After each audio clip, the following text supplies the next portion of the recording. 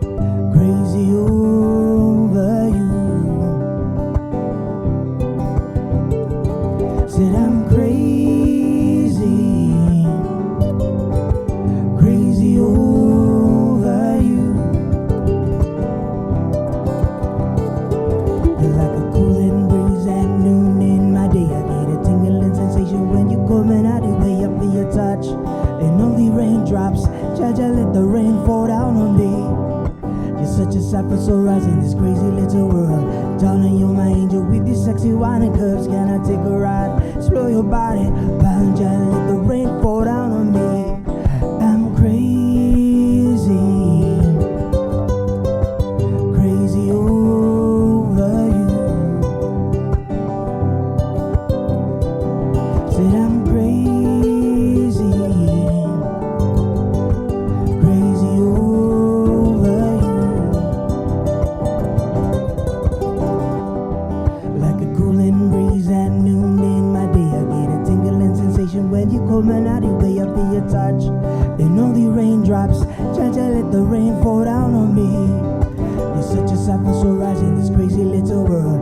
Darling, you're my angel with these sexy wine curves. Can I take a ride? Explore your body, round ya, let the rain fall down on me.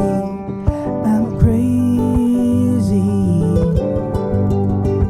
crazy over you. Said I'm crazy, crazy over you.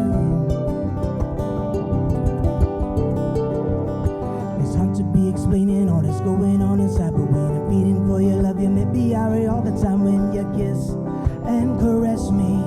I wanna touch you back, oh please let me be the one to hold you, be the one to treat you right. Run my fingers through your hair, Trina, before you sleep at night. I'll kiss and caress you, darling, I will love and protect you.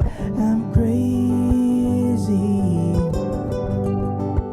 crazy over you. Said I'm crazy, crazy over you.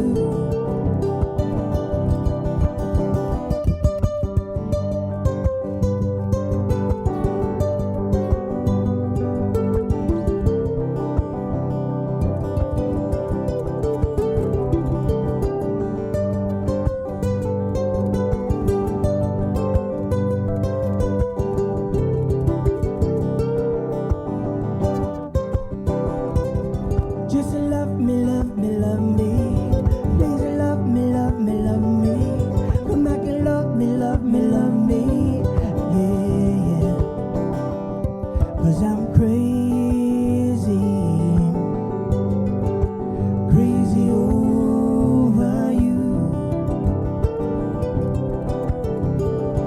Said I'm crazy, crazy over you.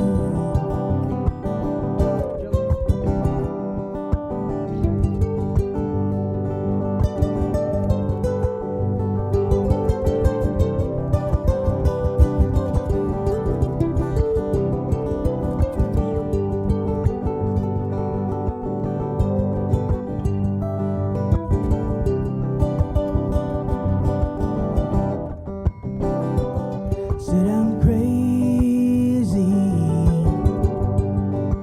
crazy over you.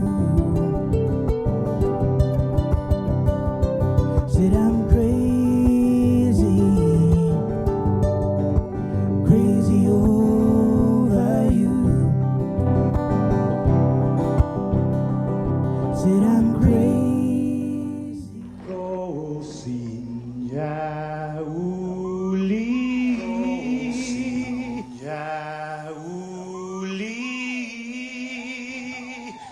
Die sombranzelten meg, et zu ite saluda, antes hum niga, radzaudzan malak estrezas, durant in todo in memu.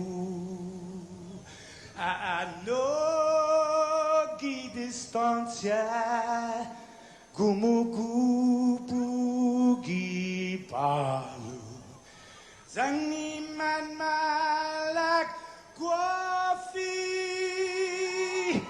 ikonum nasugi airi, prebatu la noci, nai banderata gaigi, pues atan fanni bandera, kau esta guapumalapa qui look dans nos mains libres sentamiti man ko body.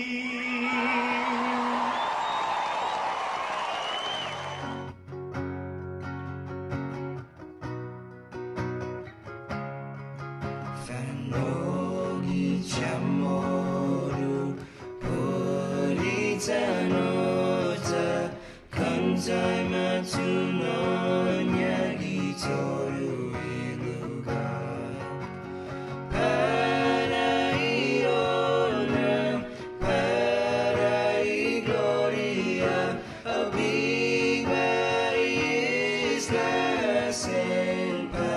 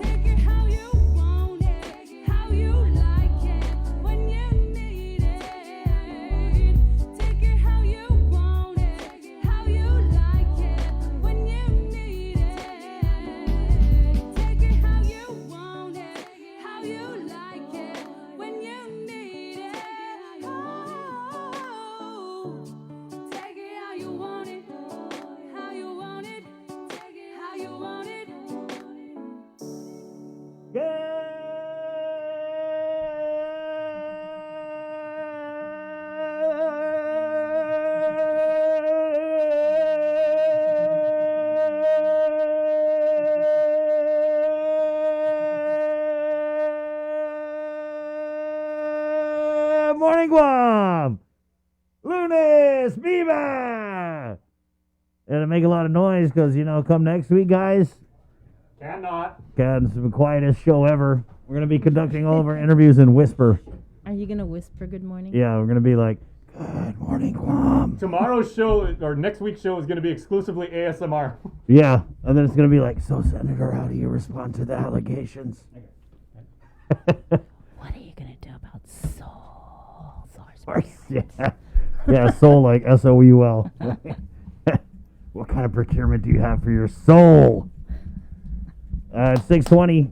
Good morning already. The hijinks begin on this Monday, the 22nd day of March, 2021. Good morning. Good morning, Sabrina. Good morning. Morning, Jason. Good morning, and congratulations to all of you in our community who got vaccinated. Either Right first on. or second shot. Great job. Good job. Way to go. Way to take those shots.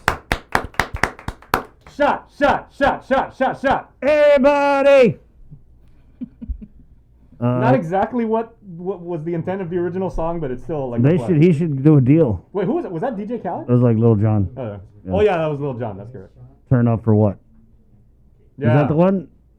I don't know. Sorry. We're old, man. My Lil Jon discography knowledge is a little lacking. I just remember he had, yeah. I remember Andy Wheeler could do a really good Lil Jon imitation. Right? Yeah. What'd you guys do this weekend? Hey, I had a fun time this weekend picking hot pepper. Yeah. Oh, is that what you did this weekend? That's what I did this weekend. Yeah. Well, Sabrina got involved in, now that sports is starting to get back. Oh. Bree did something athletic. What'd you do? Please regale us Come with on. that story. Yeah, regale us. Is it pronounced regale? I thought it was pronounced regully.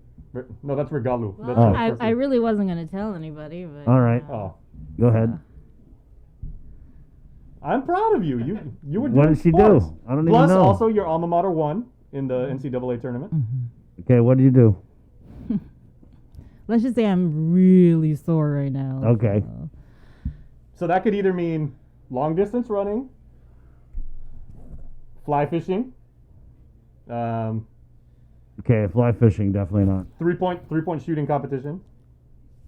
Maybe not. I've seen you play basketball. You've got a triathlon. Well, okay, Sabrina did something with sports. We don't know what it is, but just stay tuned because I'm pretty sure it's going to be coming out somewhere on KUAM. No, it's not. Oh, it's not? This is a personal thing. Oh, it's a for person. me. Oh, Yeah. good for you. Way to go. Too bad. I wish there was video. Too No bad. video. Oh, too bad. I don't think so. I don't think anybody shot video. So. Guys, it was hot yesterday. It was. It was a Can you open the beautiful window, weekend. Joe, sir? Can you open our louvers? Thank you. Sorry. Wait, we have to turn the louvers. Yeah, turn the louvers. Yeah, it was so hot yesterday. It was like 99. I heard. Well, last landed. I mean, in the truck thermometer, right? It was. Wait, do you guys remember when all of Guam's churches, like all the parishes, before they got air conditioning, when it was louvers? Yeah, I remember. And Jay, I remember the schools when it was louvers. Yep. Well, I remember if you went to a certain church, like in Agana Heights, part of your ministry, they called it, was before mass started, you would have to go there and and turn. Was it counterclockwise? Or Right. Yeah. You remember the glass louvers? Mm-hmm. You ever tried that was if it was fancy. cleaning those and then one drops? It's like. Oh yeah. Anyway, guys, we're not talking about the museum in France. We're talking about louvers. They're these like they're blinds. They go like this. Just Google it. Okay. I remember both my grandparents' house down in Agate. They had the glass louvers. Right. That's why crime was way down back in the day because the thieves, it was just too much to sit there and take out every louver. And then without breaking it, right? Yeah. And Because then you if got to be like, oh, and sometimes it would get stuck and you got to like, And then if you did something messed up and like one of the glass louvers shattered, you would have to replace it. And for some reason, they always replaced it with a fiberglass louver that wasn't the same color. There's and always one off. Everybody would Yeah. always laugh at you. a step louver. Yeah. Yeah, guys. So that's why crime was down back in the day. You had to be there. Trust me. If you ever fricked with the louvers, you know how frustrating it is, especially when you get that algae buildup and you're trying to like take it out. No, or remember for old people like us, right? Like Thieves back in the day, they're just like, man, forget it. like when there was a storm coming and we would actually have to put up the storm shutters. Yeah. That was an afternoon of work. Now it's just like the accordion stuff. You just slam it, lock it, and you're good. Right. But before, that was like, I would have to work with my dad outside. Yeah, Yes. sorry, because I was just talking this weekend about the last time we had a typhoon. like a big one. Ooh, It's been almost 20 No. years, right? has it been that long? I mean, Well, a super, like a big one? No, Well, I mean, That's what you two and Dolphin were what 5 years ago, 6 years ago? Yeah, Dolph- but you Dolphin, two, come on. we were spared. You two. That was way worse for Yeah. Saipan. Yeah. Oh, very way Yeah. worse. Yeah, so we're getting Landon Islet. We always do work week weather on Mondays. So we'll talk with him, talk about the weather. Good morning. The show is proudly brought to you by East West Rental, IT&E, Carrier for all my aircon babies. Good morning. 647 Cool and Cowboy Enterprises. Here's who's coming up on the show this morning. We're doing this partnership with AK as they've got a recall going on an airbag inflator piece. Mm-hmm. So that continues their effort to make sure for free, by the way. So they're telling people if you need the airbag inflator device in one of the cars that is affected. Ernie Galito, our good friend, has come on the last couple weeks, but today he's actually going to talk about the art competition for kids to design the car of the future. Wow. And we've seen some really amazing designs come out from young people. The car of the future should be a flying car. That was always, when we were kids, it was always like, what, the car of the future? It's flying car. Back to the Future. You watched a lot of the Jetsons, didn't you? Yeah. And your car could actually collapse into like a briefcase. Yeah, that was cool. Here's Chris Barnett. And then they had the Joe whole, his friend. remember they had the whole meal was like a little vitamin? Yeah. Yeah, we're all over the place Go this after morning. Sabrina. Yeah, so Ernie Galito's coming up. We're doing Landon.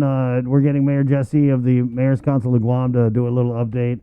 And then there was a little bit of a shakeup that happened Friday morning, or I think it was Thursday. Friday.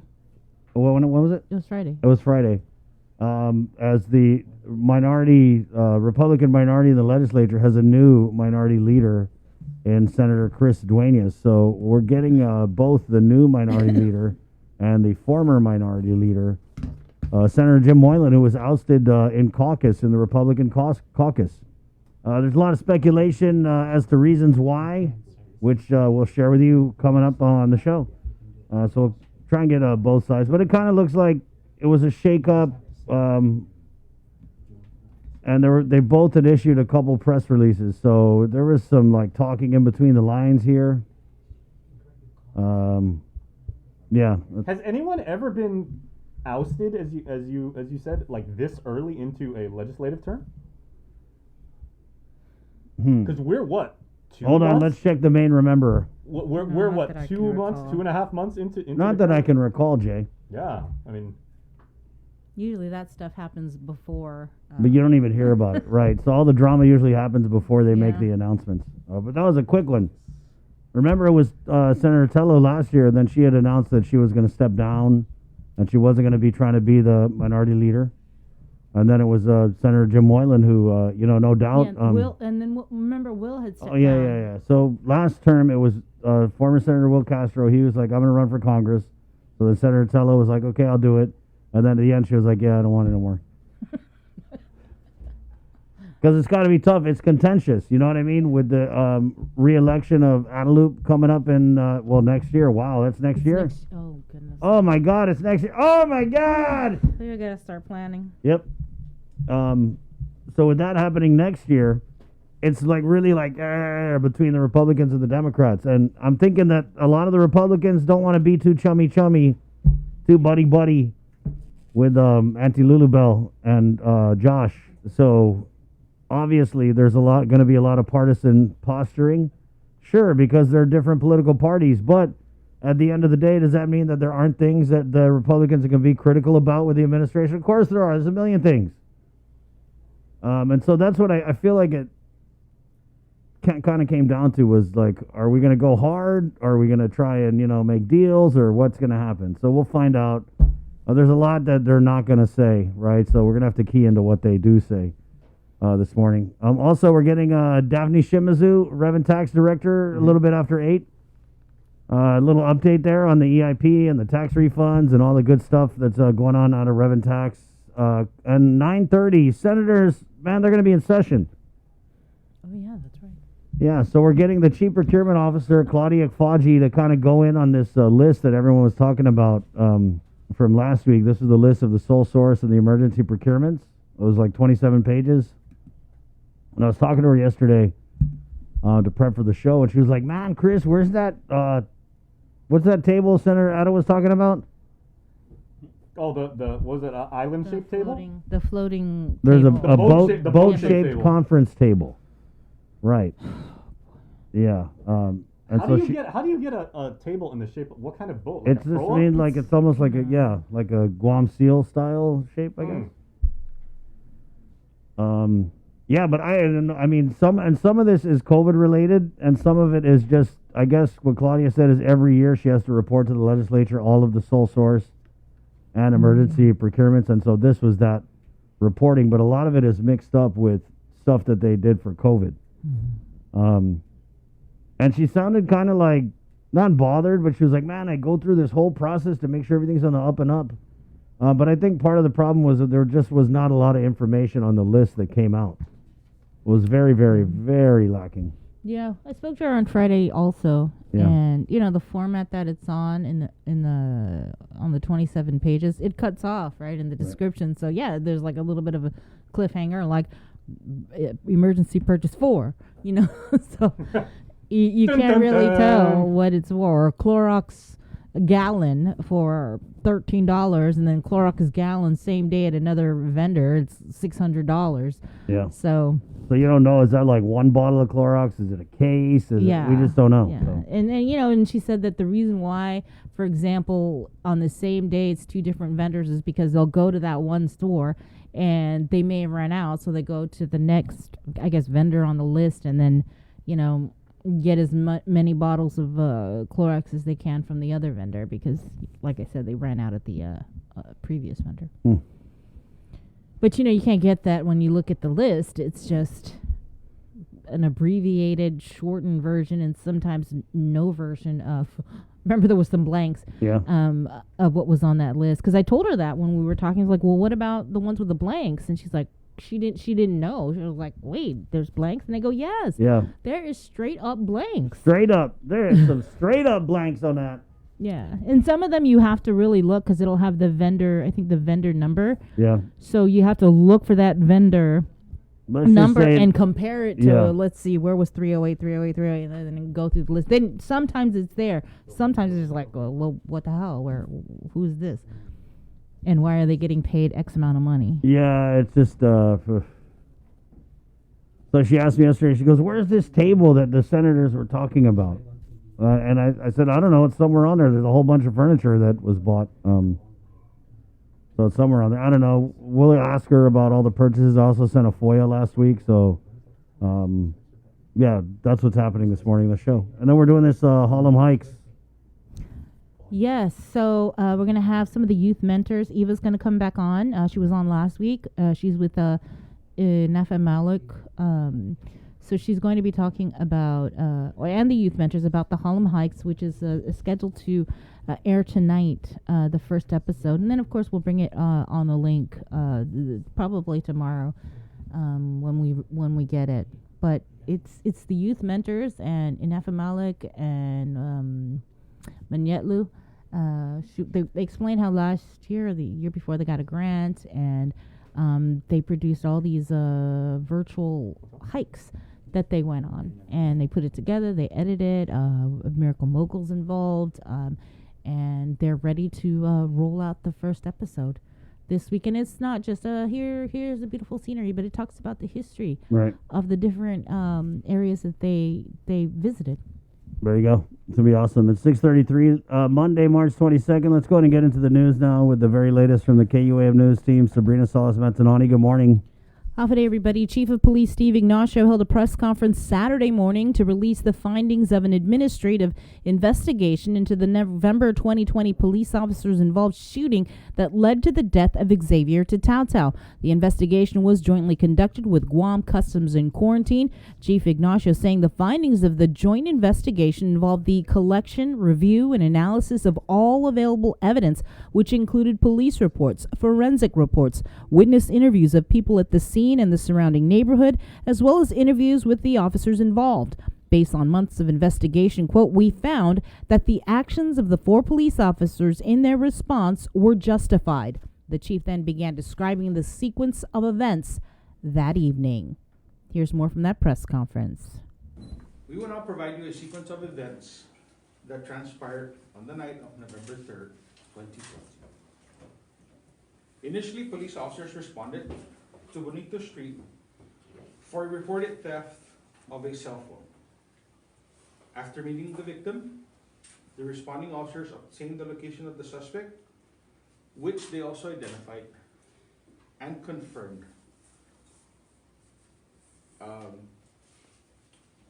was a stolen Mitsubishi Lancer within the parking lot of the Americana Lodge.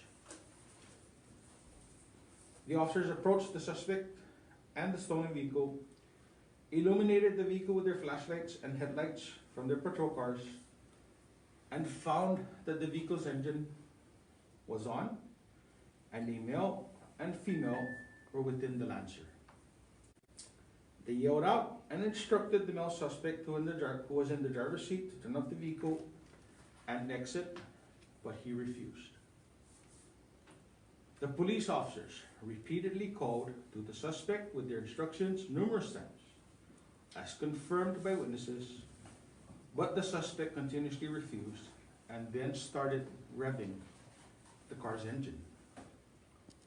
Moments later, the suspect accelerated towards the Lancer forward, nearly striking two police officers, who jumped out of the way to avoid being run over. As the suspect continued accelerating the Lancer forward, the Lancer struck a patrol car that was parked at the entrance to the apartment.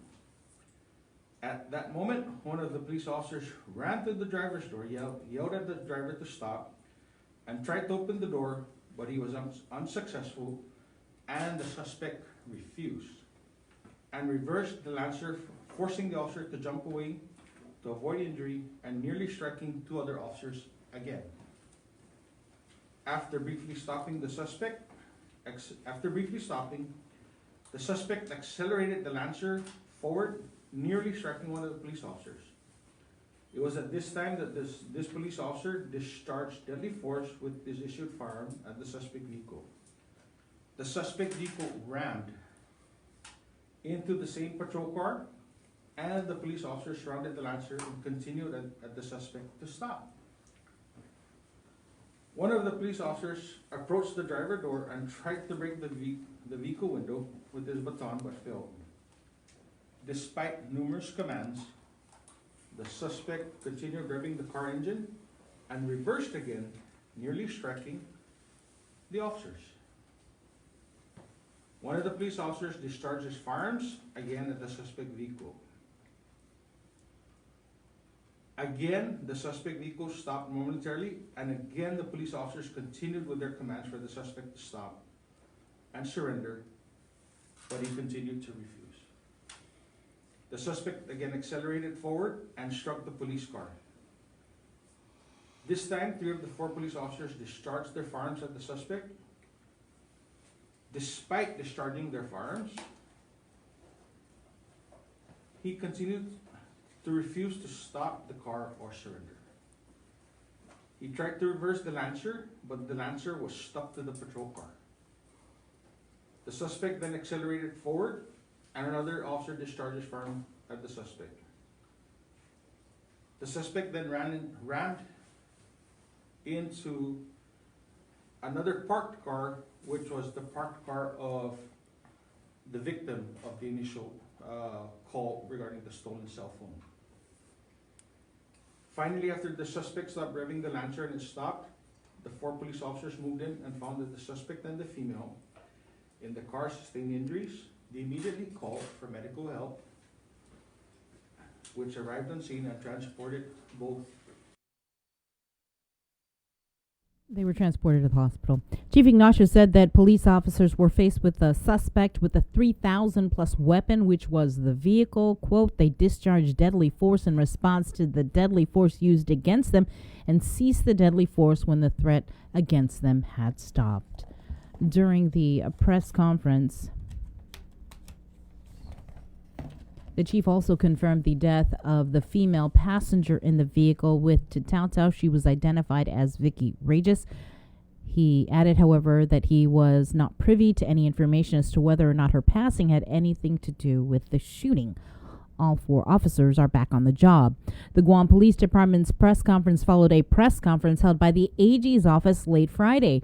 Attorney General Levin Camacho and Chief Prosecutor Basil Moylan announced the findings of their efforts to present evidence involving the police officer that was responsible for 31 out of the 45 shots that evening. Today we presented to a grand jury a case against the officer who fired the most shots that night. After all the facts were presented, the grand jury found that the officer's actions were justified and there was no probable cause that a criminal act was committed. And with that, I'm going to turn it over to Chief Prosecutor Basil Moylan to talk a little bit about the facts. Good evening. What we presented this afternoon to the grand jury were all the facts, all the reports that our investigators accumulated. Of course, some of the investigation was initially done by GPD, but then the investigators for the Office of the Attorney General conducted independent interviews with all the witnesses at the scene, reviewed available ballistics reports, reviewed hospital notes, and based on all that information was presented to the grand jury. It was a lengthy grand jury proceeding this afternoon, quite a bit longer than normal. And after everything was presented to the grand jury returned a no true bill. And based on that, and it was the strongest case we had, that's when we focused on one officer. The officer is indicated by General Camacho, who fired the most shots that night by far. And even with that information, the grand jury still felt there was no probable cause for criminal charges, and that the officers were justified in their shooting. Based on that decision by the grand jury, that ceases this investigation. Thank you. Regardless of the outcome in this case, this process has highlighted the need that we can do more to support our officers and to regain the trust of the community. To reiterate, we can't build trust without transparency and facts. Our office is already working with GPD to update their use of force policy and to memorialize the procedures that were followed in this case to ensure an independent investigation and an objective and independent review, which included, again, in this case, presentation to a grand jury today. We want to get stakeholders involved in this process, and we will be reaching out to get feedback on the use of force policies to improve our relationship all the way down from law enforcement to our officers with the community. With that, I guess, Carlina, we can move to Q&A.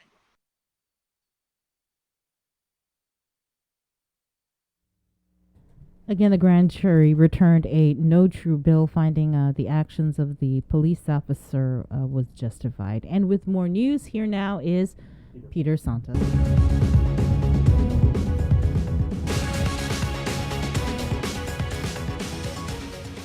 Afternoon, good morning, everyone. I'm Peter Santos with your headlines here on The Link. GSA Chief Procurement Officer Claudia Ekfaji stands by her team's work behind 27 pages of documents listing millions of dollars in sole source and emergency procurement done last year during Guam's battle against COVID. Sabrina Salas-Matanani reports. Summed up in 27 pages, $12.2 million doled out in sole source procurements and another $16.4 million in purchase orders through emergency procurement. You see a purchase for a rectangular table for $35,000 during an emergency. We see some friends, some family members. Gloves from a or face shields from a clothing store. And then there were some things you didn't see.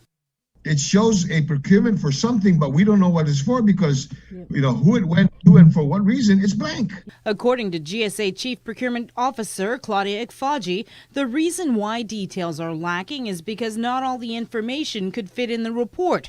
She adds the procurements were all above board and followed the law in terms of ensuring that vendors were informed and able to participate. So then what, I guess, is your response to these senators who are questioning, like, we need more justification. We need to see everything in writing that GSA, in fact, went out and got the whatever amount of quotes that it needed to get, that GSA wasn't awarding and giving and paying out these purchase orders to friends and family of the administration. And that's why, again, with GSA, I always have the mindset of an auditor because every year, every fiscal year, the auditors are coming in. The OPA, the Office of the Public Accountability, and the independent auditors.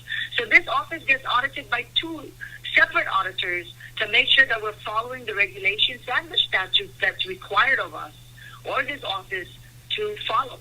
So you stand by all of those emergency procurements, all of those sole source procurements, and that you do have the justification to back everything up. Yes, even if the senators want to come in and take a look at the records, they will see that we are following it. I really do appreciate that, Claudia. So like the justifications, again, when in doubt, we make sure that we follow our intuition if we have to issue out. So we're not just yes people when it comes to, and it doesn't matter, it doesn't matter what political arena is in. I mean, the different governors that I've worked under, they already know this office, at least under my watch. It's not always yes, because I always remind them, we are bounded. This office is bounded by regulations and statutes that the auditors will dictate whether we did our jobs above board or not. And that's where I stand. That's my position. It's my report card at the end of every fiscal year. And like Claudia, senators have a job to do as well. You didn't hire us and say, oh, okay. No. I'm sorry. You've got to question it. You've got to question it. For us to just let this go, we're not doing what our job is, and we're not being responsible with the people's money.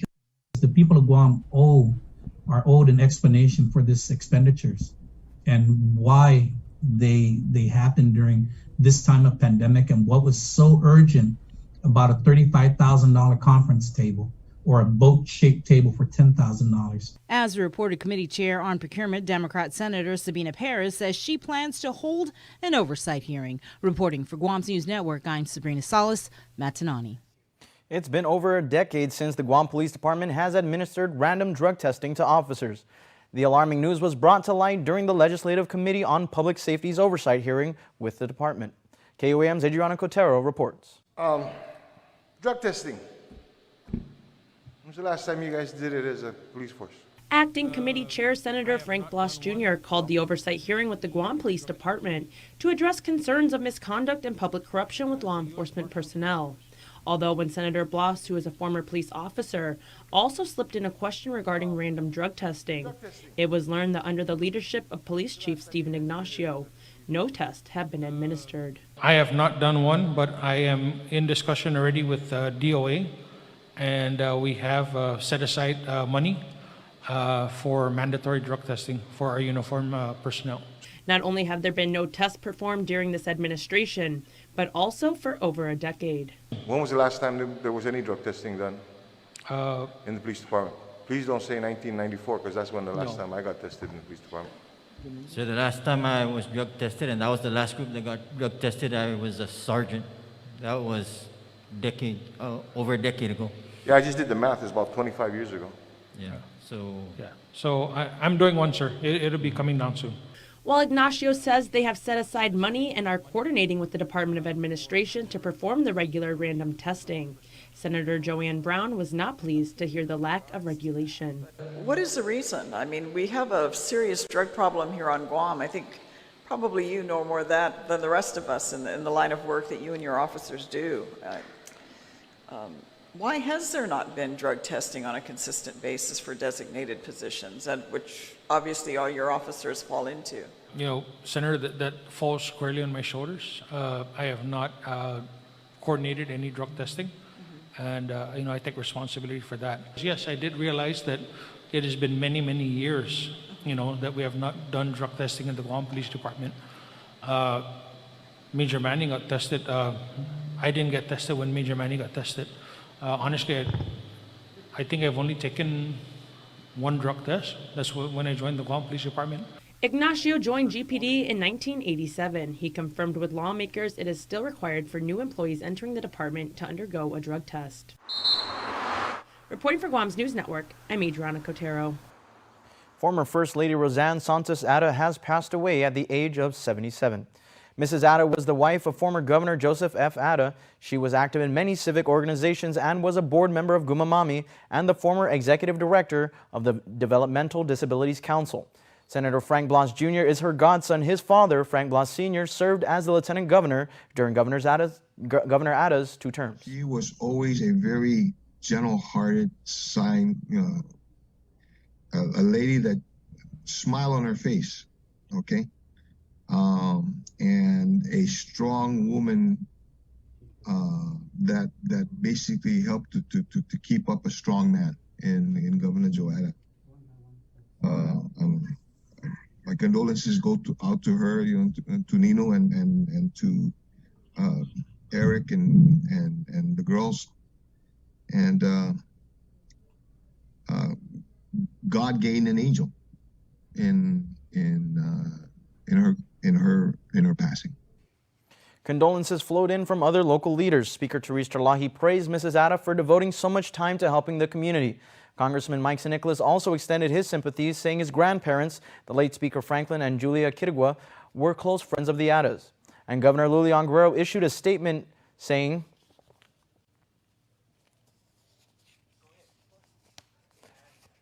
that's the news for now. We'll see you all at 6 tonight. There's been a change of leadership in the Republican Legislative Caucus, and a surprise development. Senator Chris Duenas is in, and Senator Jim Moylan is out as a GOP minority leader.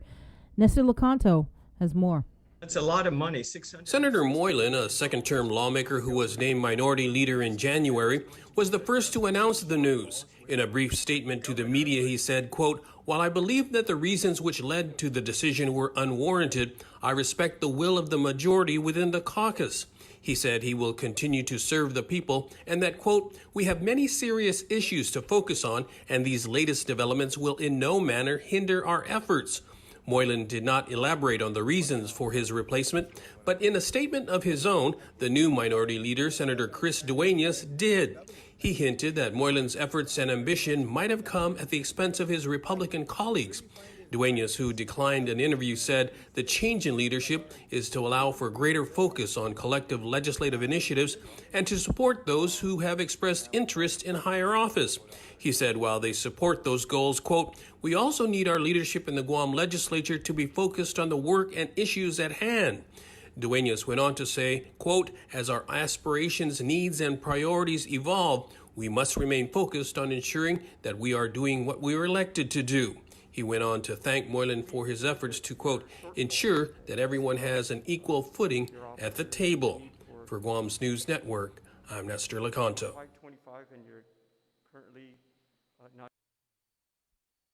No new cases of COVID were identified out of 95 tests performed Saturday, according to the Joint Information Center. 2 people are hospitalized with the virus. To date, there have been a total of 7,780 officially reported cases of COVID, with 134 deaths. 28 cases are active, and more than 7,600 recoveries. So far, 70,832 doses of COVID have been administered, with 40,270 people having their first dose and 30,562 people being fully vaccinated on island. And that is your news. We now head over to the National Weather Service for your Workweek weather forecast with Landon Idolette. Good morning. Good morning. How are you doing today? I'm doing fine. How about you? I'm doing well. It's another great dry week ahead of us, so nothing much to talk about weather-wise. So that's always a good thing for us. But yeah, let's go to the animation, and I'll let you pull up the slides shortly. Okay. Jason, you have those in your inbox. Let me turn my camera around, show you what we're looking at. Not bad this morning. Just a few spotty showers passing over the island this morning. It was a dry commute for me at 4 o'clock, but I did have a couple showers just outside my window in the last hour, and we're seeing some of that in the infrared satellite. These clouds pushing right over southern central Guam. That's going to be the theme for the morning the next couple hours, but it's going to push through, and we see a lot of clear air over here. So this is, again, the infrared. So not quite as good and acute of a image as what we were seeing in the visible satellite picture. Once we get more daylight, that visible imagery is going to start coming in once we have, again, that daylight. Zooming out, not so bad, just some spotty clouds and just a few light showers over the island. But farther to our south, we see a lot more action going on, and that's where the action has been in weeks past. That's the heavy showers and thunderstorms, the deep tropical convection. That's all near Yap and Palau and eastward towards Chuk and the rest of the FSM. So they've had a lot of showers and thunderstorms in recent weeks, keeping the rainfall totals pretty adequate for their needs down there, except for the small island of Kapinga-Marangi. They've had some decent showers from time to time as their conditions are getting a little bit wetter. So hopefully we put out the drought information statement last Friday, and the outlook for the next 10 days is considerably wetter than what we've been seeing over the last year, for example. So we could see their drought conditions improve dramatically.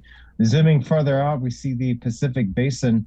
We're in that dry area, this little dull area of activity.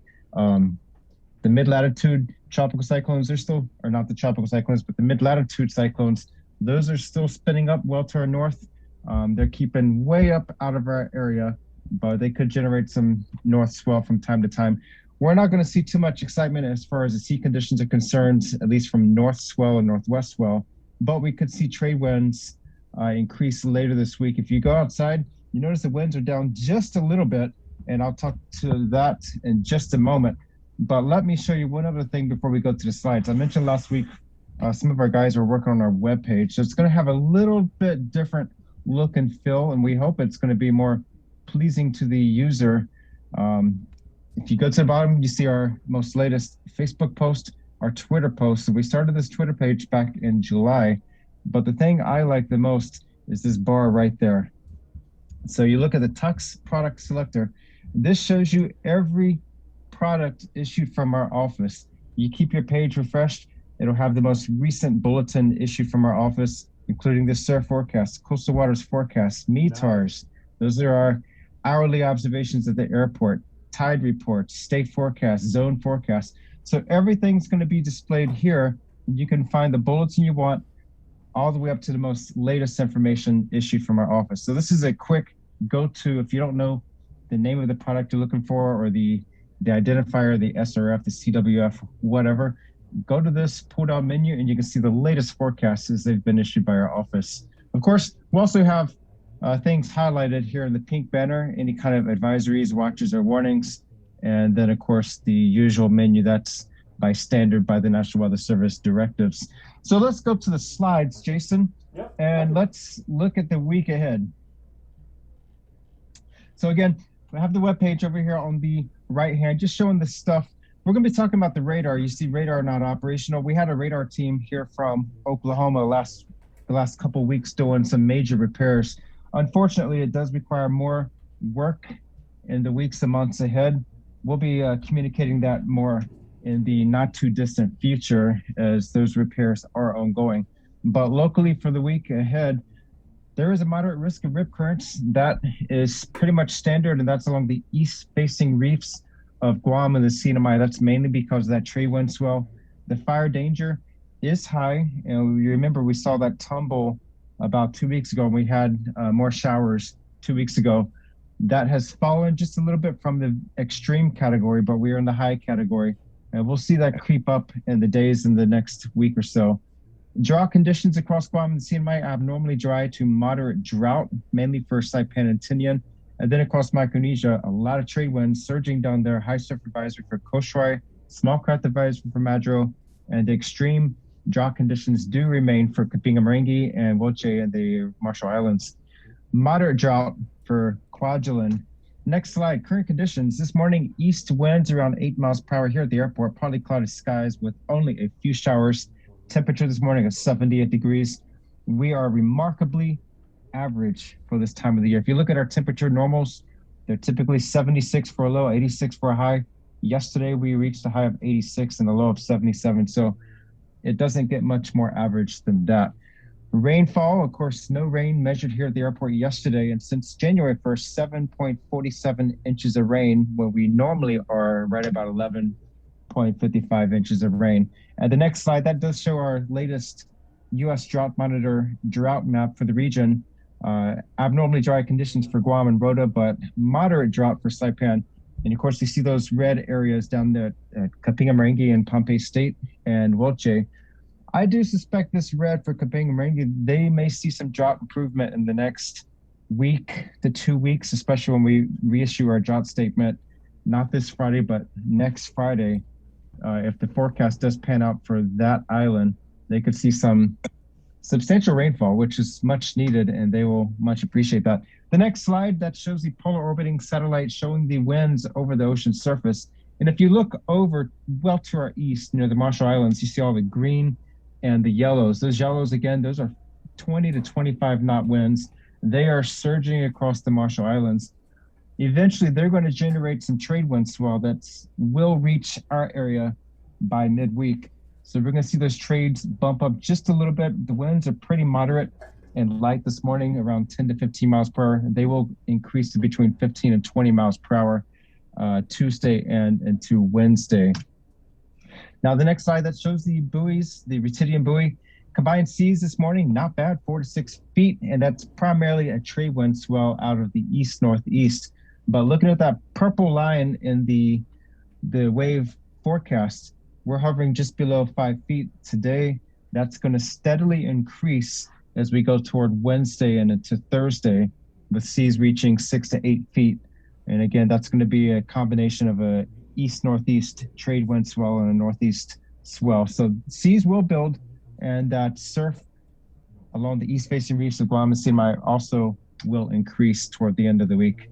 So today, mostly sunny, isolated light showers, east winds at 10 to 15 miles per hour, combined seas 4 to 6 feet, moderate risk of rip currents along east-facing reefs. Midweek, those winds will increase to between 15 and 20 miles per hour by Tuesday, and the seas will build to between 6 and 8 feet by Wednesday. And this weekend, not bad this weekend, partly cloudy. Dry conditions continue with east winds at 10 to 15 miles per hour, and the seas will bump down just a little bit to between 5 and 7 feet. Now, the big news for this week, we have a special holiday. That's World Meteorological Day. That's on Tuesday, March 23rd. And I will be honest, I've not heard of this particular day before until my boss sent an email to the office. Hey, do we want to do something to commemorate? So, and long story short, we're going to be commemorating this day, and the governor's office will be celebrating with us. There will be a proclamation signing that will be broadcast live on the governor's Facebook page at 10:30 tomorrow morning. So check that out on the governor's Facebook page. And again, this is World Meteorological Day, and it's celebrated annually on March 23rd to commemorate the coming into force of the convention establishing the World Meteorological Organization in 1950. And really, we just want to showcase the essential contribution of national meteorological and hydrological services to the safety and well-being of society. And that's what we do here at the National Weather Service, not just for Guam and the CNMI, but for all of Micronesia. So, you know, I like this holiday because in an off season where there's not much going on, this can help us bring weather back to the forefront of thought. Typically, we would have like a tsunami preparedness week this time of year, but because of COVID, that's taken a lot of resources and planning efforts from other authorities. So this is a great time that we can say, hey, the weather is still going on, and that we need to keep our focus on other things because the world does spin as COVID does continue across the globe. Yeah, Landon, maybe So finally, if you're going around tomorrow, you can get a discount. Ask for a discount. Hey, it's World Weatherman Day. Well, I think it was in February we had a National Weather Person's Day. I see. And now we have World Meteorological I can Day. tell you what a high pressure system is. I know what a feeder band is. Can I get some fries? You know, I might give you a free tour. How hot was it yesterday? Yesterday we hit a high of, I think it was 86 degrees, so really not that bad, but it felt warm on the skin. It was a dry, Come on, dry you heat. better So if check you're your outside- thermometer. It was not 86. It was like 96. Yeah, there might be some heat index involved in that. So what it feels like on the skin is going to be a little bit warmer than what our sensors measure out in the backyard. So it's 86, but feels like 106. Sometimes it does. Right Yeah, on. especially with the humidity. Now, I remember you're talking about the typhoons earlier in the broadcast. Yeah, we've been very lucky as far as tropical cyclones hitting Guam directly. We did have, it was Typhoon Dolphin in May of 2015, and then Typhoon Mangkhut in September of 2018. We were spared by Mangkhut because that went directly overhead of Rhoda. And then later that year was Super Typhoon Yutu hitting directly over Tinian and southern Saipan. So we've been very fortunate here. Our last significant hit was 2002. Yeah, I was talking about that over the weekend. Crazy. So there's like a whole generation of people who have not been through a superstorm. Yeah, and it's something to think about when I go to schools to visit outside of COVID. You're talking to classes and everybody that's in the elementary schools and some of the middle schools, they've never experienced a major hit like that. And so I have to keep that in my mind that these people don't know what it's like to be in a significant typhoon situation. And only the high schoolers, they might have some faint memory. Maybe. And that was a few years ago. Right, yeah. And then you just end up sounding like you're old when you're talking about it.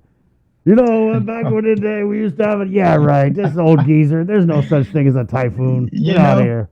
When I first came to the weather office, I would tell my boss that I felt like I worked in a retirement home because most of my coworkers were so much older, and I was the youngest one. Yeah. And now it's changed over the last decade that now I'm in management, and we have a much younger staff now. And I'm like, okay, I'm one of the old folks now. And it's like, What is it you said earlier, Lennon? World keeps mind spinning. blown. World keeps spinning. And just FYI, kids, that's not the best thing to say to your superiors on your first day at a new job. Right. That everybody's old around here. Right, yeah.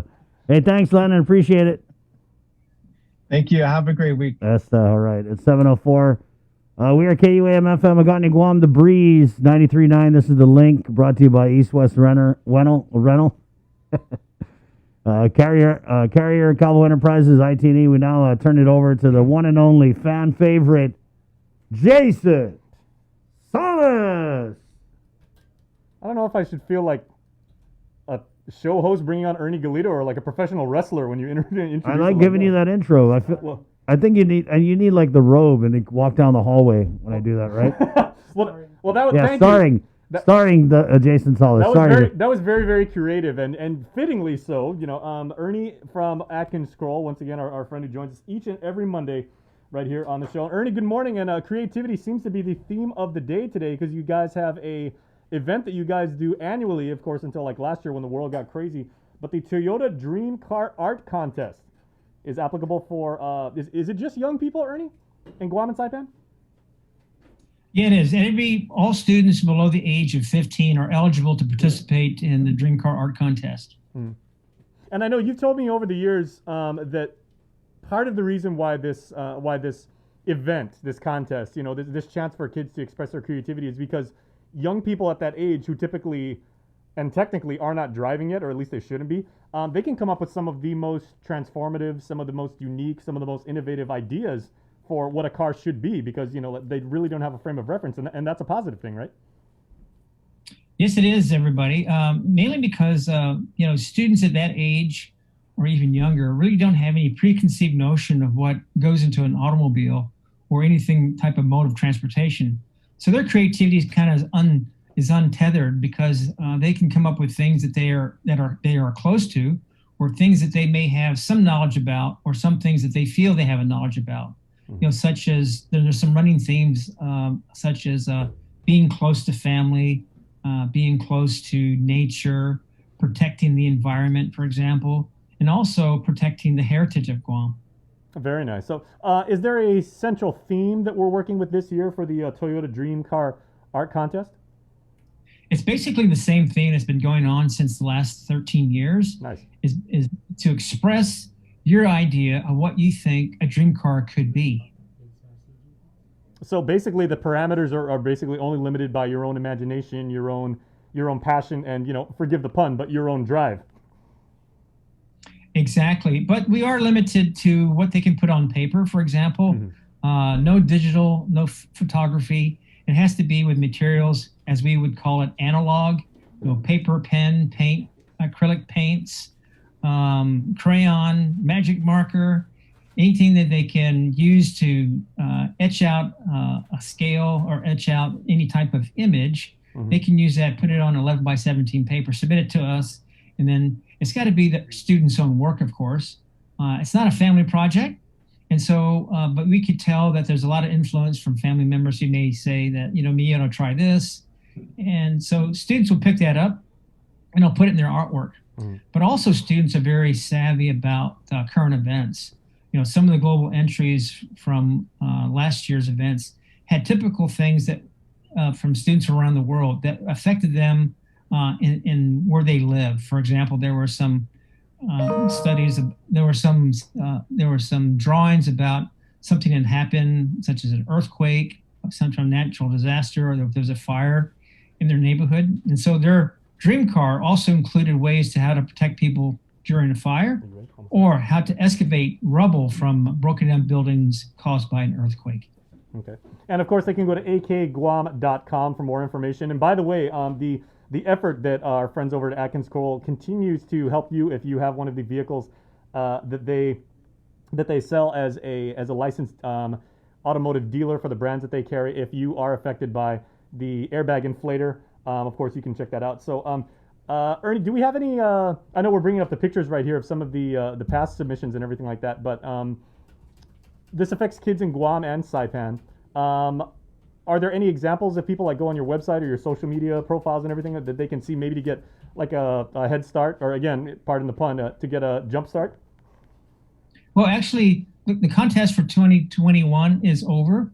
The images I sent you were some of the finalists from the 2021 event, and we're going to have the award ceremony at the AK showroom, the Toyota showroom, on Saturday the 27th at 10 o'clock. Oh, very nice. And so we'll announce later this year, probably around November, when the contest will open again for the 2022 awards.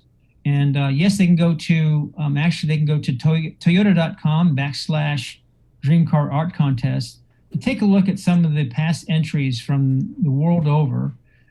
We're participating now in 66 countries, and over 180 million entries have been submitted this last year.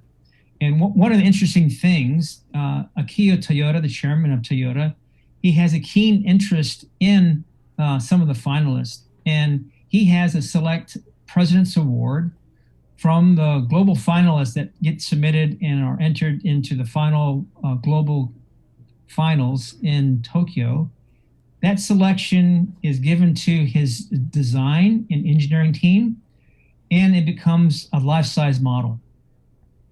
Very cool. So some of these things are very creative, and there's some of the things are very fantastical or whimsical, but some of them can be very practical where they can actually put it into a working model. So that's always the highlight of the contest. And we look forward to see when the global finalists will be selected and who's going to be one of the lucky students to be selected by the chairman of Toyota to become a working model. And that is credibility that is going to last, like forever. I mean, imagine that. Like by the time these kids hit, later years of high school, maybe even college, they could just say, "Hey, you see that one car rolling around on Tamuning with that really nice feature on it? I did that." The Toyota guy actually implemented my idea. So Ern, thanks for making this opportunity available for creative, innovative young minds in Guam and in Saipan. We can't wait to see what they come up with.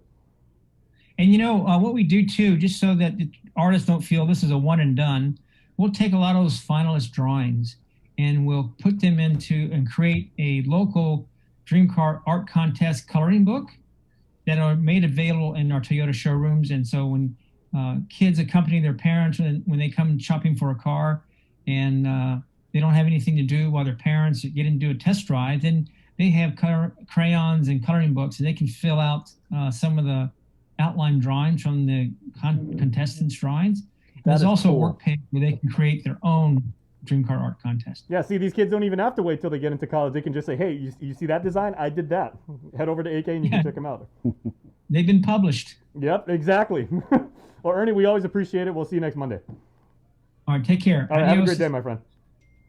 Viva Mr. Morrow. Viva! There you go. Very well right said. on. A strong finish. Good things coming, Chris. Let's go stay in the KUM News Zoom room and bring on Mayor Jesse Alec, the Mayor's Council of Guam President, El Presidente. Off a day. Good morning. Hey, good morning, Mayor. How's it? It's going good. It's still hot on Guam, like you said. It's 86, but it feels like 106. Yeah. I'm not sure. A very wise man once said. Weekend. A very wise man once said. What was it again? Might be Guam is hot. I wonder what his name is. Did you hear Sabrina's eye roll? I don't know if her mic picked that up there. But Yep, all the way down here in PD, I heard it. what's that going on down So, you there know, in your neck of the jungle, man? We had a community cleanup on Saturday, and if it was 86 on Saturday, I'm not sure. It really felt like 206. Wow. So the water bottles were melting as you picked them up, huh? That's how hot. Nah, we'll condom. Mayor, so what's going on? I guess we'll just start in your neck of the jungle in PT, and then maybe risk round robin on some mayor's council issues. Well, you know, in PD, we're working on our food box distribution this week, like most mayors, and you know, we're just kind of hoping that well, we're appreciative of the partnership really with Pacific Unlimited and the USDA. I know that there's still many families in need of these food commodities and the food boxes, and we get calls every week about them. So residents can always call their mayor's office if they're in need, and if their mayor of their district is up for distribution, they can avail of those food items. There's two there by now. We're already a year into this, so I'm sure everybody knows that there's two types of food distribution: the commodities, which is the dry goods, and then the food boxes, which is the produce and the chilled items. And what's good is that the people are using both types of bags. So that's going on. We do have other villages started last week, and then the remaining will finish this week, and then we'll look forward to the next one. I believe next month will be the food commodities, so it'll be the dry goods. So this week is some perishable items. That's correct. The chilled items and the frozen items will be this week for most villages. What day is that, Mayor? Well, every day this week there's different villages. For PD, it's going to be on Thursday. Yeah, so just call your mayor's office to get information. Or most mayors have some kind of communication with their community, so hopefully they get that information out. Mayor, you know, a lot of talk has been going on about this sole source and emergency purchase list that the Chief Procurement Officer released last week. What about the Mayor's Council? Do you guys do sole source and emergency procurement? And if so, would it have shown up in that report that was filed with the legislature? No, we did not for COVID. We got 3 price quotations or three purchase orders for PPEs that we initially paid for, and you know, that was evened out. The way we do it in the Mayor's Council is if we're going to go to one vendor, then we use 3 types of vendors that sell PPEs, and we give the same amount to each vendor. And once you've exhausted that purchase order from a particular vendor, you'd have to exhaust all the other remaining vendors before we reissue purchase orders for the same type of purchase for the same types of items. I'm sorry. So you know, your new president, did you at any time look over the way things used to be done? Is anything being tightened up, or is it the business as usual? Well, yeah, we're trying to control our spending because we don't need a lot of donations we're pouring in to the mayors. And so instead of having to purchase PPEs, we gladly and welcomed those donations from the different organizations that were trying to help us out. So we received, at our last meeting, we recognized those vendors and those companies that offered their donations to us as a council through COVID. So we're really appreciative of that. We didn't spend too much on PPEs through COVID because of course we had a lot of aid through Guam Homeland Security and through the governor's office. So we were definitely fortunate in that. What's the update on the stray animal roundup? So guys, if you didn't know, maybe you've seen it in your village. I know they started in Santa Rita, but they're rounding up stray dogs, stray cats, and even, yes, stray chickens. Yes, stray chickens and pigs. So the good thing is that we're finding more residents wanting to catch pigs as a recreation. So, you know, bless their hearts, but at the same time, you know, be careful because not all the pigs they carry disease. So that's really a big deal for us. And so I know with USDA we continue to work with them. With a stray animal, with the dogs and the cats, yes, the mayors continue to do the roundup, and we'll always get the naysayers on the roundup, but we just got to do something. And so on top of that, though, that's the short-term solution, like I've always talked about, and the long-term solution we continue. Last week, we actually had a good conversation with a professor from Cornell University and with agriculture and Senator Rigel's office, and that hopefully will get us closer to a spay and neutering program. And of course, there's the professor offered some options on what he has done in other places, other countries with the same type of problem. And so I was hopeful. I really just listened to what he had to say, and I was glad that agriculture and Senator Rigel's office were interested in pursuing that, because really, again, the responsibility lies with the Department of Agriculture. And so in working with them, I'm hoping that we'll finally get to a spay and neutering program soon enough. Of course, there's different facets to that, right? An actual full-time veterinarian, all about licensure. There's some other issues with licensure, with visiting vets, and so on and so forth. And then I know this professor had some programs that he's had where he brought to particular regions some student vets. And of course, everything comes with a price tag, right? So it's all about money in the end. But I'm hopeful that we're getting closer to something.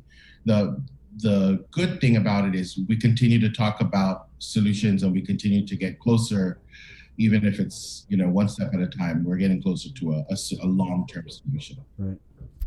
Mayor, you were on. Good morning. You were on the show last week, and you did mention that there wasn't going to be any liberation parade or carnival that you guys are planning. But I'm just curious: is there going to be any effort to have a casino? Yeah, Mayor. Not on my end, that's for sure. Okay. But I say that positively, because I'm not a casino operator, and I'm not through the Mayor's Council of Guam. Have you heard anything about that possibility? I have not. Okay. I have not, and I would hope that we would have a carnival over gambling, but I don't believe there will be. Right. I don't think the governor has changed her stance on the carnival or the parade as well. Right. Okay. I mean, I was just curious. Yeah, she's just curious. Because that building's still there. It is. Yeah, it's still there. It's and it's always been, every year the Mayor's Council has always been like, we can't have a carnival without a casino. Well, that's why I am a firm believer that the mayors do great work, and event planning like that is not part of our job description. Yeah. And of course, I may have colleagues that might disagree with me, but at the same time, there are people that are paid big bucks to do this type of coordination and do this type of planning, and I believe that it should go to that entity or to those organizations, because we have a handful of work on our end. Right. I mean, I can see the village level events, right, Mayor? Like your Mango Festival, or your Coconut Festival, or the Doni Festival. But you're right, something that is kind of like island wide, like the Liberation Day Carnival. I mean, I feel for you guys, because you've been putting this on and people hate on it, and I mean, you guys just kind of make the most of what you get, and then this whole gambling thing just puts this taint on it that. And things have changed, guys. Things really have changed through the years. I mean, when I was young, the carnival was a big deal, and I remember going to my parents tugging us along, and we're going to this pay red. That was interesting. Yeah. But that was in the 80s, and this is 2000, year 2000, and children, teens, perhaps families, they're probably not really interested in something like that anymore. Too bad, because that was the wholesome family values that we had back then. Was but playing pay red with our family. We have to take a look at what people want. I mean, and perhaps if we've tried it with gambling and there still wasn't a large crowd, is that what the people want? I mean, sometimes we have to, instead of just doing what's traditional, I think we have to take a look at what our people are looking for and what our people are interested in doing. What do you think they're interested in doing? Well, if you take a look at the Guam Micronesian Island Fair, I go to that all the time, and there's always a crowd there. I never see it dead, but there's no gambling. And so, what is it that the Guam Micronesian Island Fair has that the Liberation Carnival doesn't have? What's the appeal? I don't know, but I'm just saying that perhaps it's not, perhaps it needs to be changed up in some way. But then again, that goes back to the point that the mayors probably can do a better job doing something else other than coordinating a carnival. Right. Have you heard if there was going to be a Guam Micronesia Island Fair this year? No, I have not. I could check with our GBB rep, but I have not heard. I wonder. What about any updates on the American Rescue Plan? Anything? How much are you guys getting, Mayor?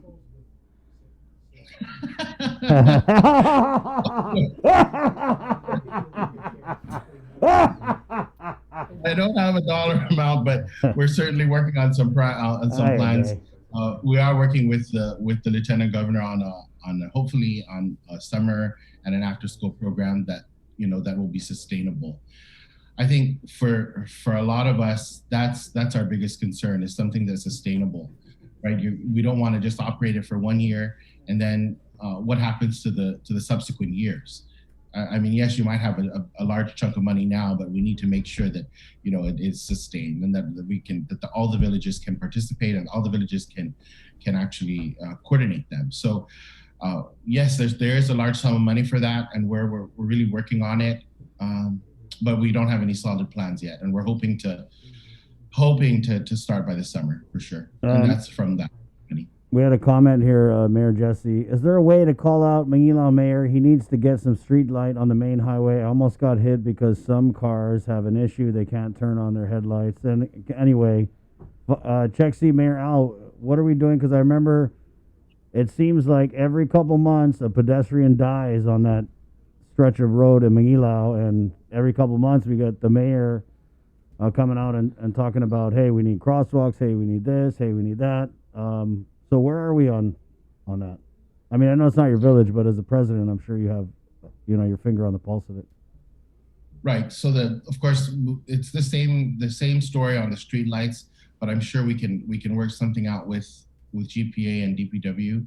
I'll speak with Mayor Allen on it. I don't know what his current plans are, but I do know that streetlight requests or new streetlight requests coming from the mayor's offices are not actually being entertained because of the funding, right? And it belongs really to DPW, because DPW is the actual customer of GPA when it comes to streetlights.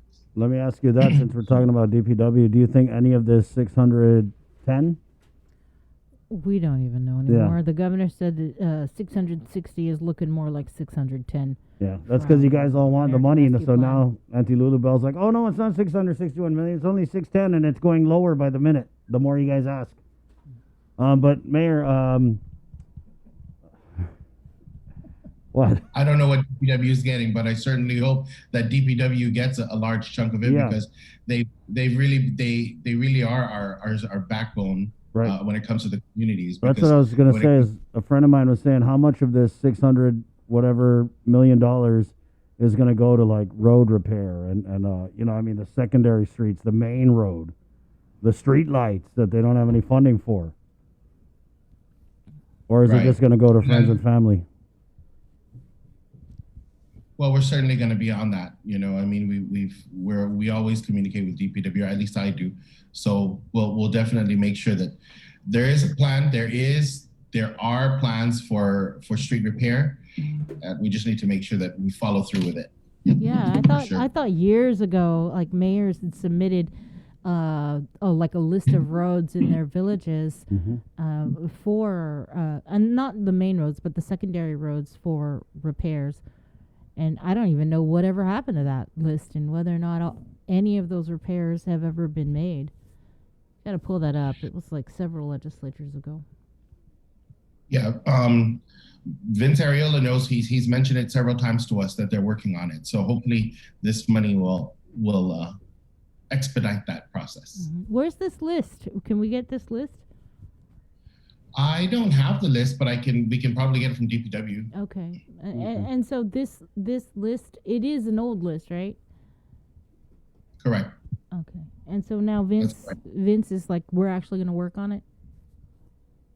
Yeah, the last time that we met with him and the governor, maybe 2 months ago, that was something that was brought up, and he did, in front of everyone, that they are working on it, and he does have the same list that that all the villages submitted. Yeah. For repair. Glenn comments in, DPW needs roads to be fixed, most especially in Maimai, Chalampago, and other critical streets throughout the island. Yeah, that road is old. Maimai, Lecce, bro. My Uncle Phil used to stay way the hell in there, and I went through there a couple times recently just to stroll by DOC and check if anyone was throwing contraband. But it was muscle memory. I remember every single speed bump and pothole that's been there for, ever since. No, I know Maimai's on that list because I think there's so many different other issues with Maimai, right? Other than just the actual road itself, the terrain is a problem. So yeah, I do know for sure that that's on someone's list. Okay. You good, Bree? Yes. We're good. Anything else, Mayor? Anything controversial that we forgot that you'd need to mention? Viva Republicans. Oh yeah, let me ask you about that. So because we're getting, I don't know anything about it. All I know is okay, go ahead. Because I know you're Republican, and I'm pretty sure you saw the whole caucus and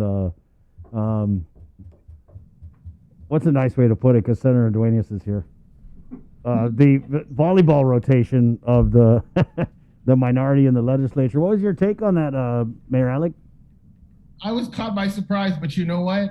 I'm hoping that these fine gentlemen and ladies are doing it for the good of the people. I'm sure they are. Let's hope they are. But yeah, I was shocked by it, and but at the end of the day, we all serve the people. So hopefully, that's the main reason for this change. All right. Well, there you go. Very nicely put, to not hurt anyone's feelings. I hope they're for the people. There, okay. Some things have changed, Chris. Yeah. Thank you, Mayor. You're welcome. All right. Have a good week. Oh, yes, and as you can see, we do have the new minority leader, Senator Chris Duenas, standing by in the KUAM News Zoom room. But we're going to take a quick break and think of some tough questions, and we'll be back with the new minority. I'm just kidding, Senator.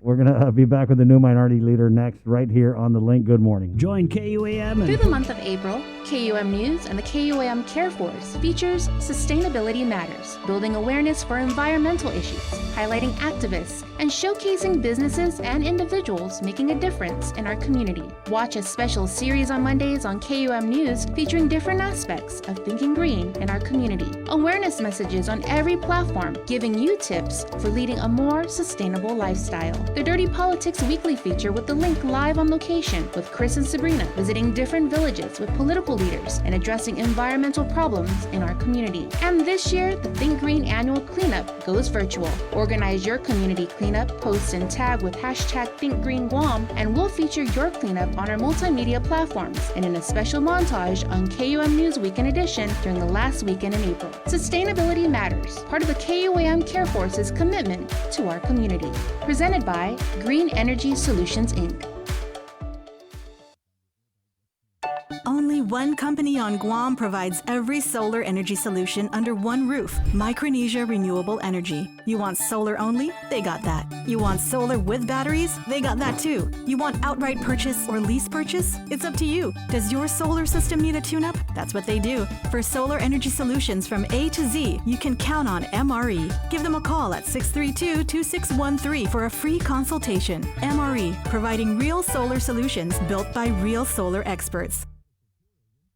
Catch a wave of fish and seafood available throughout the Lenten season at King's Restaurant. The Lent menu has a tsunami of all your favorites like deep fried parrotfish, fried calamari, and the Lent sampler. All are sure to be a splash hit. It's the Lent menu at King's. GU Self-Storage, conveniently located near the Harmon McDonald's. We offer affordable rates, online payments, and auto bill pay for your convenience. Plus gate access daily from 6 a.m. to 9 p.m. Call us today at 648-7867 for more information. Half a day. Does your child have a hearing loss? We are parents of deaf and hard of hearing children and volunteers with Guam's Positive Parents Together, and we are here for you. We know how you feel and have walked in your shoes. We want to help you navigate your way through our educational and medical systems, and most especially, your emotional journey. Please visit us at www.guamparents.org for more information. Get the job done the right way by getting the right stuff at East West Rental Center. With years of experience helping builders, we definitely got what you need. Call 646-1463 or visit us in Upper Tumon. Open Monday to Saturday from 7 a.m. to 5 p.m. and on Sundays from 8 a.m. to 5 p.m. KUAM Communications salutes women small business entrepreneurs during Women's History Month with a special community feature, Women Driven. Every Monday in March, tune into KUAM News Primetime for a showcase of women entrepreneurs working in our community and the businesses they own and operate. Also catch the daily women-driven profiles, flooding the digital media platforms of KUAM News for professional features on many of these hardworking women. Celebrate Women's History Month with Women Driven on the multi-platforms of KUAM, presented by Cars Plus and Bank of Guam.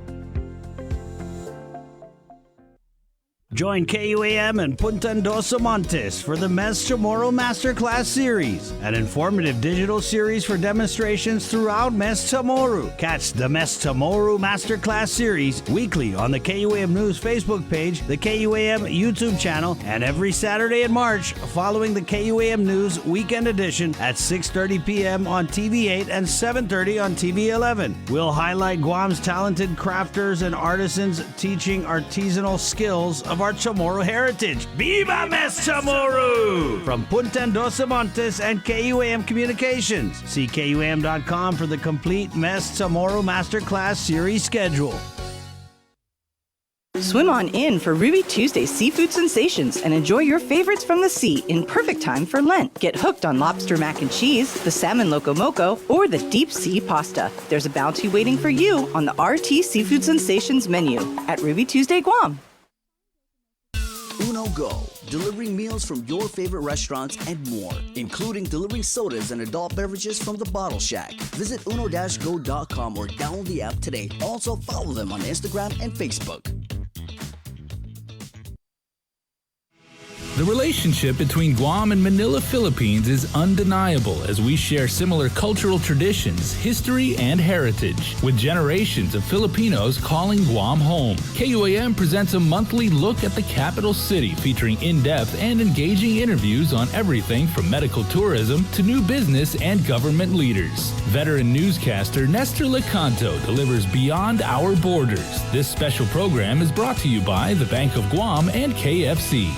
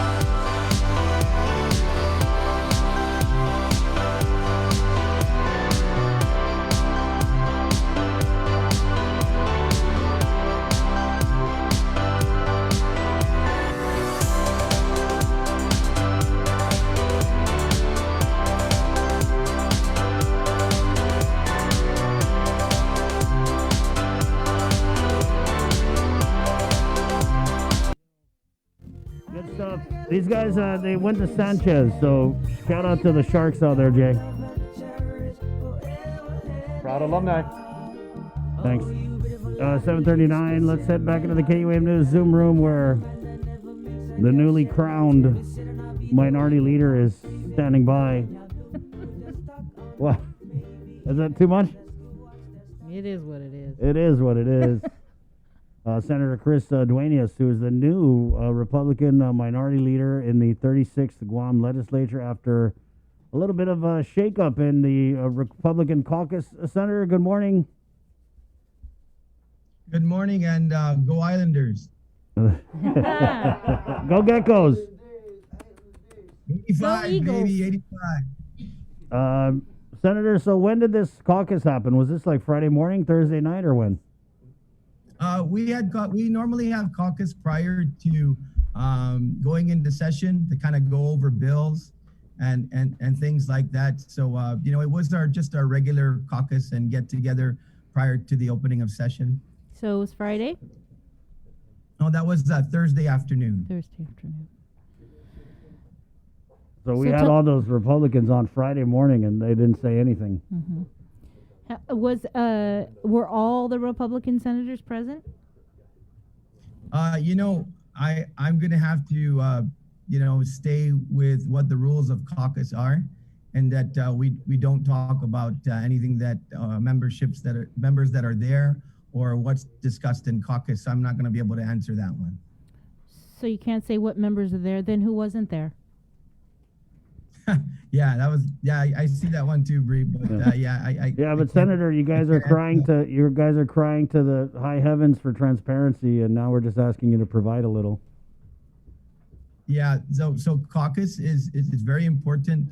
For caucus, you could ask each member, but caucus is something that you have to keep the integrity of. You don't talk about anything that takes place in caucus outside of caucus. Oh man, So you're saying that you can't talk about anything that happened within the caucus, but you can say what happened at caucus, because clearly Senator Moylan was removed as a minority leader. So once again, thanks, Chris and Bree, for this opportunity. And the caucus is a dynamic group of individuals. 7 very strong and very talented folks. And regardless of whether it's on the Democrat side or on the Republican side, the caucus exercises its will and its desire. And so when the caucus speaks, then results are announced. And in this particular meeting, the caucus decided that we would change hands in the minority leadership, and I believe that we announced what the result of that was, and so we're moving forward now to continue on with the mission that the Republican caucus has going forward, which I think you can see over the last several months is a very aggressive agenda, an agenda that includes economic recovery, an agenda that includes taking care of our hospital and our nurses, an agenda that includes fighting corruption, an agenda that includes making sure that the funds with regard to the Recovery Act are spent properly. And every member has had a hand in that. So I'm very proud of this caucus, and I'm humbled to lead it at this time. How many members were there? Bree, I am not going to give the roll call for caucus because they think that that's something that's not proper for me to do, and would be my first mistake of being a minority leader to give the roll call for caucus, because caucus on the Democrat or Republican side is something that the sanctum of the caucus is something that's always has to be protected. If you break that, then basically the caucus then is not is not operating properly, and you will lose trust immediately. Let me just read this statement from Senator Moylan, because I don't know if he got the memo about the sanctity of the caucus.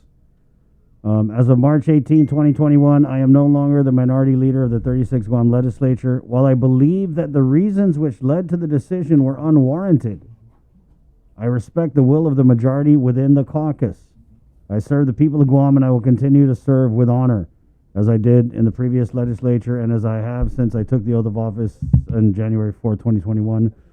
We have many serious issues to focus on, and these latest developments will in no way or manner hinder our efforts. Let's get Guam moving. So while I believe that the reasons which led to the decision were unwarranted, I respect the will of the majority within the caucus. That kind of sounds like he's gushing on the caucus.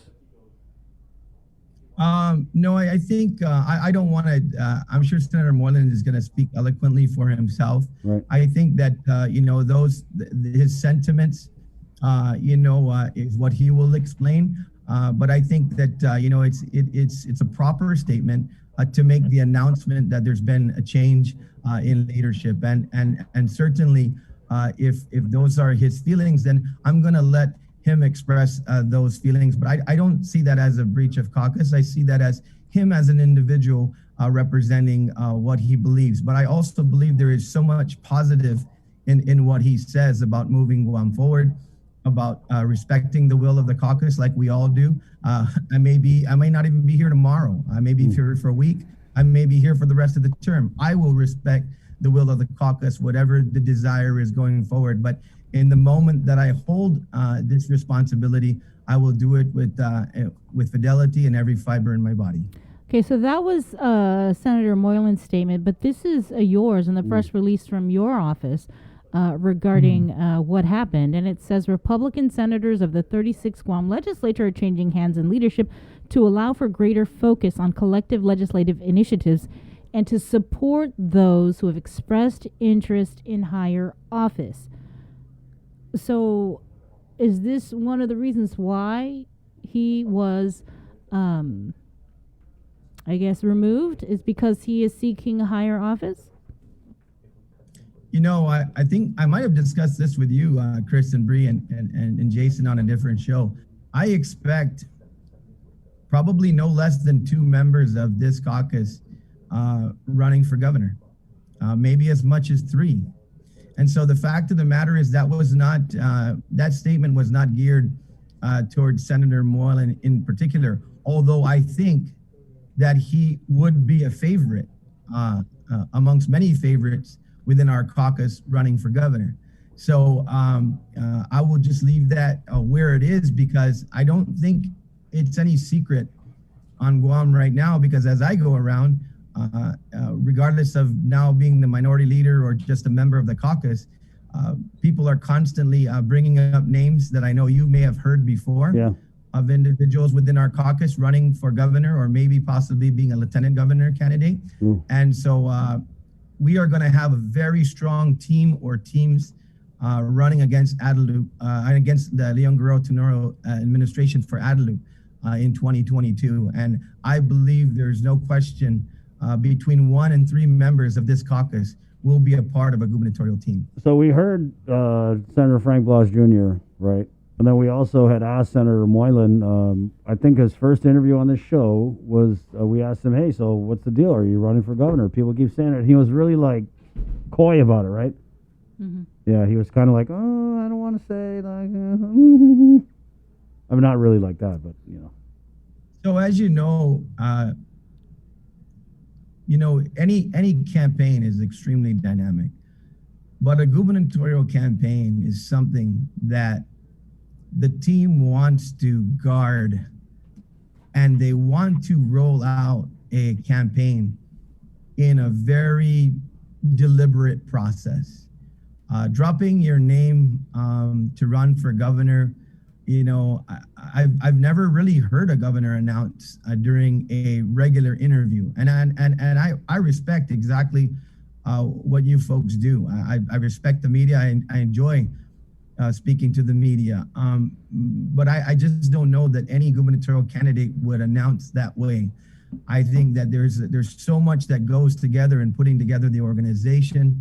There's so much that goes together with getting village leaders activated. There's so much that goes to building a gubernatorial campaign that every announcement that I've been a part of has been a really large rollout with lots of people, lots of family, lots of friends, lots of food, lots of fun.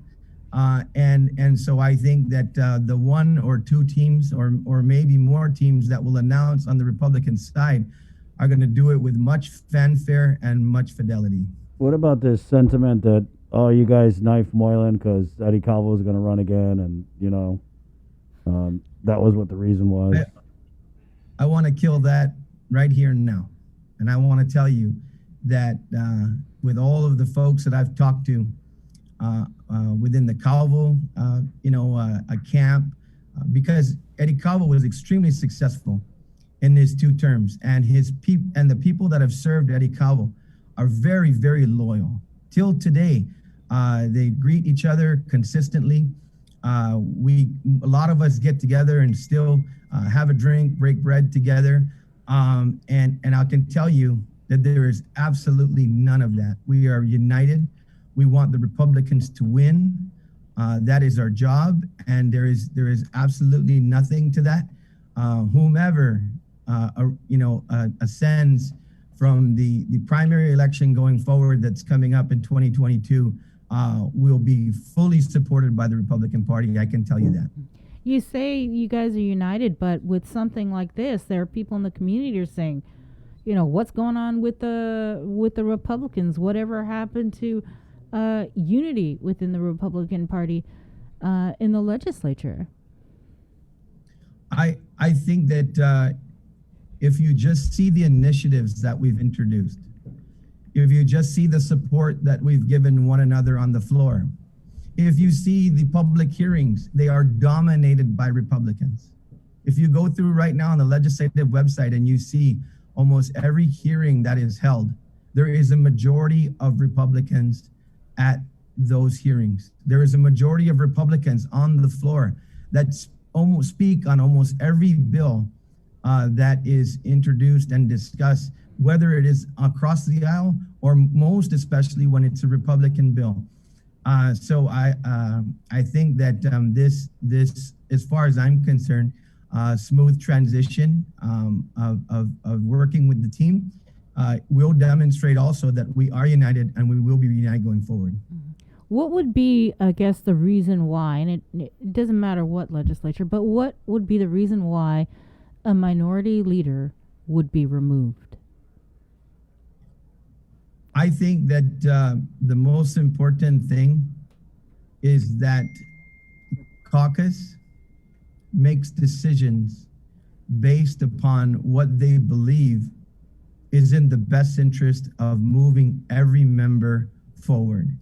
And what I would say is that as a team, we always need to keep in mind that everybody's interest is represented. And so the caucus does what it does, I believe.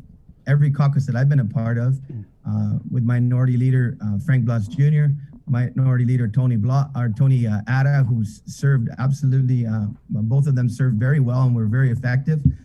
That the common interest that is expressed is what the caucus is all about. And so I believe the caucus speaks when it needs to, when it wants to continue to keep the mission of the team moving forward with all members on board. So it wouldn't be because someone's planning to run for higher office? That wouldn't be a legitimate reason? The caucus is going to fully support every member, first and foremost, with this legislative agenda.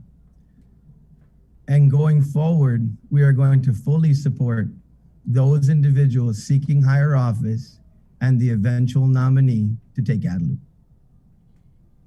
Senator Duenas, what was up with that resolution that you guys had? Because I heard that it had something to do with this resolution. I mean, you hear a lot of things. But this resolution was the one that you guys had tried to introduce where it would have given the Republicans their own legal counsel, and it would have done something with the executive director, Carlo Branch. What was that again, Bree? They would have made it so that I thought it was that the Republicans would be able to have a voice in the selection of an executive director. Through a majority vote or something like that. Right, Senator? Can you refresh our memory on that? Yeah, so if you review the resolution, of which we got some significant gains. First of all, going back to the history, the speaker, which has been very gracious, Speaker Talahi, when she came into office and we were inaugurated, some of her speeches in different media outlets indicated that the standing rules of the Guam legislature were put together rather quickly with this COVID situation and all the offices getting organized and the like. And there wasn't, she admitted that there wasn't any input by the Republicans to try to get some consensus on items that would favor both sides, particularly since this minority majority split is quite narrow now, only one seat. And so we wanted things like to be able to have bills heard quicker, to make sure that the bills would be treated fairly in the Committee on Rules, that they would make it to the floor and not die in committee. We wanted to make sure that yes, there is a desire to make sure that all attachés and all of the executive positions within the legislature are subject to the body, basically just being accountable to the body and not particularly just the majority. And so there was that. There was legal counsel. You're correct. And so I would say probably out of the maybe 9 or 10 items that we requested, I think we ended up with like 6. And so we're going to continue to work on the others. But the Committee on Rules still rules. And so when the Committee on Rules had drafted their proposal, which didn't include some of the requests that we had, then we had to acquiesce to that simply because they have the votes in the Committee on Rules to pass the resolution as they desire to see the changes on the standing rules. But I think that situation is still fluid, and we can discuss that going down the road. But I have to say, like I said, the Speaker was very gracious and has made sure that the Republican caucus has been treated fairly. I got to say that a number of bills, to include controversial bills like Bill 11, have made it to the floor. Have made it through Committee on Rules. The public hearings have been very effective. We see a lot of bills being heard in a very timely manner. And so there have been some significant gains, and we look for additional gains going forward. So what happened with the resolution? As I saw the session, you guys tried to introduce it, and then what? You didn't have the votes, or? Yeah. So we tried to introduce it, and we tried to have it heard on the floor. Normally, it's not really a debatable motion. It's something that just strictly goes to the floor if it's moved while we're in motions, and subsequently, because it made it to the floor, there was a recess, and coming out of the recess, there was a supplemental resolution introduced, which eliminated some of the requests that we had. And because it is the Committee on Rules, they're capable of doing that, and that's well within the procedures. I'm not arguing the fact that the current majority has, when we get the majority, we're going to have that same leverage in terms of core. And so I respect what took place, but there was some disappointment in terms of not getting everything we asked for. But that's the way it goes sometimes. What resolution was this? Do you remember? What number? Resolution 19. Yeah, Resolution 19. And then it was, of course, I believe subsequently kind of placed back in committee because of Resolution 22. I think if you somewhere numerically there, you'll see it's a few resolutions after, because after coming out of the recess, when Resolution 19 was placed on the agenda, the subsequent resolution was adopted. And so the votes on the floor were made to put 19 back in committee. So it's still alive. It's just in committee at this point. Is there going to be another effort to kind of revive this? I think we're going to continue to negotiate with the majority, and maybe try to come to see eye to eye on the merits of the remaining issues. And so I can say safely that I don't believe it's a dead issue within our caucus. The majority, if not all of the caucus, I think is on board with regard to seeing through those ideas that we've put forward. Okay, and I think the reason why Chris brought that up was this particular resolution and the action, or maybe inaction, or some kind of side action may have been one of the reasons why there was this move to remove Senator Moylan? I don't believe that that's particularly the case. I know Senator Moylan has fought really hard, in the legislature, not just independently, really. He just was a force to be reckoned with in the 35th Guam legislature with a number of, really great initiatives and taking very strong leadership, particularly on conservative issues and Republican values. And I respect the work that he's done. I really do. Well, here he is, Senator Jim Moylan, the former minority leader. Senator, good morning. His audio's still connected. Okay, still connecting audio. You guys are good, right? We're cool? Oh, yeah, I'm fine. Yeah. There he is. He's good. Good morning, Senator. Hi, good morning. Hey, Good morning, Chris. Good Morning. Morning. Let's just Hey, good morning, Jim. Nice to see you this morning. You too. Let's just jump right into it, Senator. You had, in a release on Friday, I believe, had said that you didn't agree with the, what was the exact wording? He didn't agree with him being removed, basically. The reason, or the reasons. You're right, yeah. Let me just get this verbatim. While I believe that the reasons which led to the decision were unwarranted, I respect the will of the majority within the caucus. So I guess what were the reasons, Senator Moylan? Is it a situation where there's, no I in team? Leadership can continuously change, and that was the decision of the caucus. Those reasons are amongst the caucus in discussion. And I respect the decision of the caucus, and unwarranted, that's fine, and we can always come with some disagreements, but at the end, we just kind of move forward from there. So honestly, a little hiccup for me, but what happens when you have a hiccup? You drink some water and you kind of move on.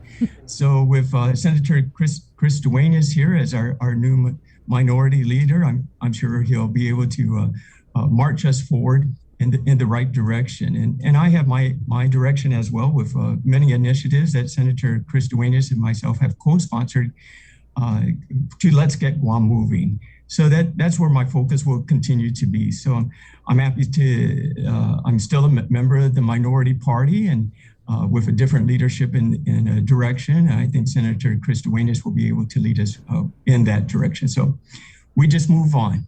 So no hard feelings. Really real, for real. Yeah, no, I think, Chris, don't we have that happy hour coming on up? We have that happy hour, and Jim, since it wasn't caucus on Thursday night, I did let out that we had time also to have a small happy hour and just kind of discuss going forward, even after caucus. I was saying earlier, Senator Moylan, that people aren't privileged to our relationship because we're not always out together. But I said that we're very close, strong allies, and I believe we support each other very, very well, and I look forward to whatever you want to do, and you having my full support. Senator Moylan. And some of the best beer that you can get is in the back of somebody's pickup truck in their yard, and that's kind of enjoyable. That's correct. Senator Moylan, what did you make of Senator Duenas? The statement he released had alluded to respecting caucus members' desires to seek higher office. Was he talking about you? Yeah, there's no official notice coming out of my office, and I'm sure many in my seat past and probably in a lot in the future may have aspirations to do higher office, right? I myself in particular, as a Republican, I don't see myself as a senator forever, right? And I'm just right now really focused on getting the job done. And so if that blessing comes around, then I'll take it from there. If it doesn't, in the meantime, I was elected my second term as a senator, and that's my duty to the people of Guam. So stay tuned. Maybe that's what we had to watch out for. Let's just see how this all works out. In the meantime, though. So is that a confirmatory that you have expressed or are expressing an interest in higher office? You know, like myself and probably several other senators, when you're over there walking at the farmers market in Dededo, people most of the time, and hopefully they want to give you keep on going, go to become governor, do all these kind of things, and that's a nice inspiration. And you don't want to necessarily let them down, but just basically thank them. And if that decision is going to happen, then we'll make a public announcement about it. But it's much better to hear that you can do it versus I need to talk to you because I'm pissed off at you and I don't know why you became a senator and all that kind of stuff. So most of the time I get the positive reviews, and I do appreciate the public inspiring me to do other to seek higher offices. So that's really heartwarming. I mean, so is that a yes? Yeah, that sounds like a yes. Let me just ask, Senator. Interested? Is it yes or no? You're interested in higher office? Yes, I enjoy listening to the people promoting me for higher office. I mean, you guys know it's all about timing, right? I mean, there's some who might argue that you've only had one term under your belt, but at the same time, I mean, the Republican Party, it's only a couple names deep, you know, unless you're going to talk about retreads. And so I'm pretty sure that you realize that the time, I mean, maybe now. So what are you guys going to do? Because I think that Lou and Josh are looking at this and they're probably like, all right, yeah, they kind of maybe like it because it's fractured. I mean, you know. Yeah, the Republicans are fighting. They're not unified. No, not at all. No fracture, just an adjustment that we're making. And you're right, Chris, there that the Democrats have announced, in fact, on the first Labor Day picnic down at Ipaw Beach, when I went down there in 2019, the governor did announce on the stage at that point 4 more years, which it's not even 1 year since he got elected. We know the governor has had a few fundraisers and building her war chest, and that she should do. So the intent of the current administration from day one has been, of course, to do right, but in addition, to get reelected for a total of 8 years.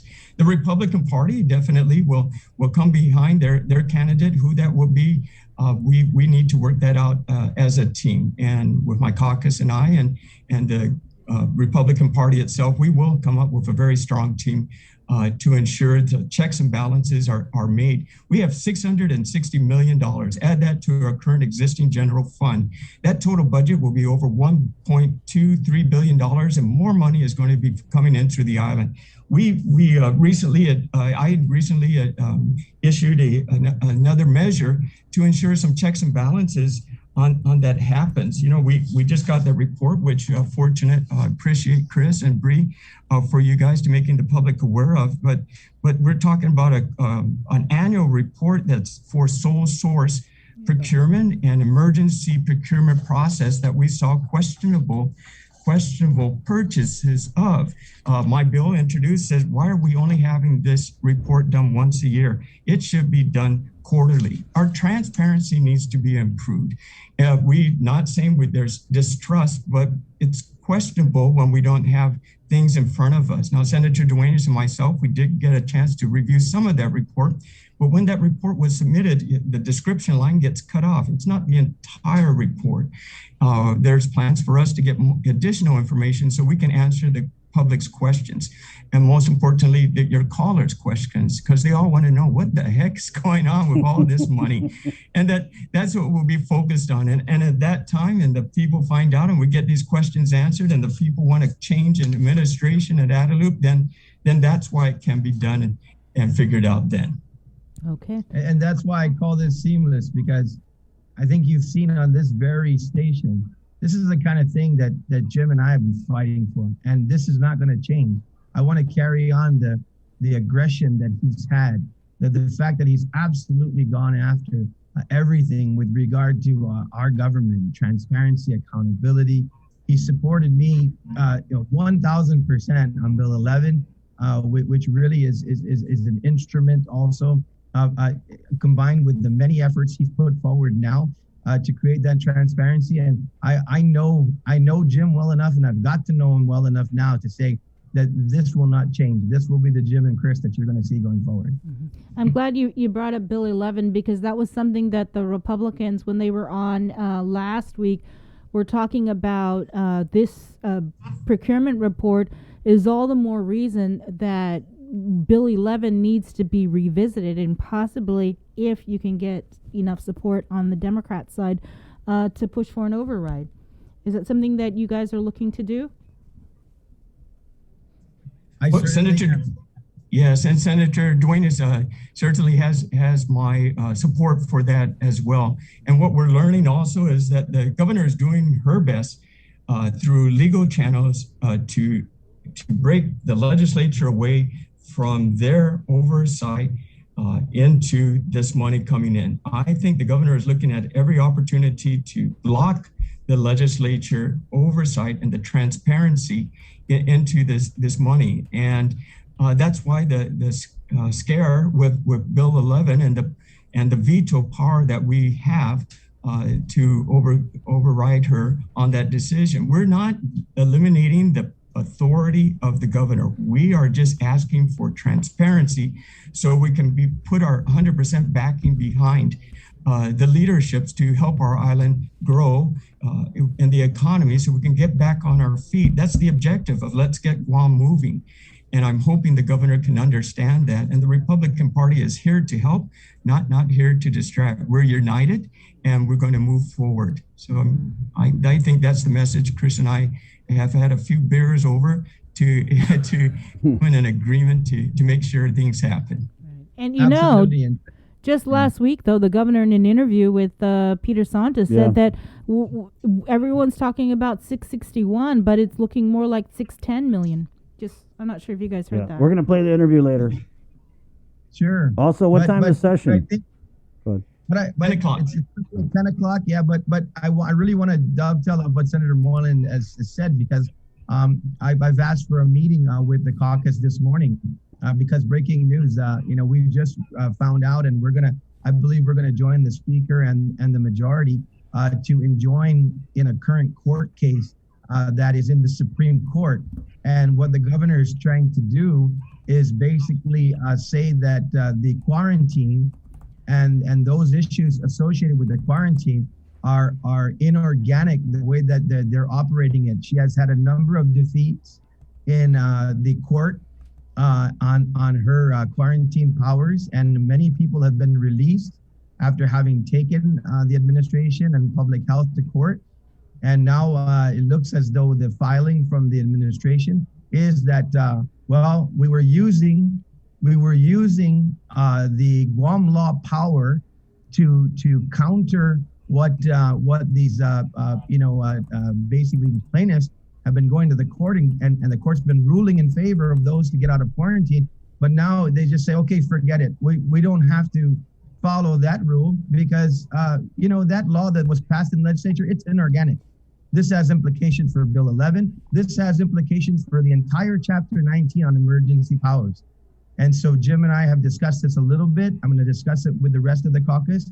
He's expressed support for the legislature to enjoin on this case and to oppose the governor's position. And once again, that's the unity we have. Is that a new case, or was this the one that was supposed to go before the Supreme Court about a week ago?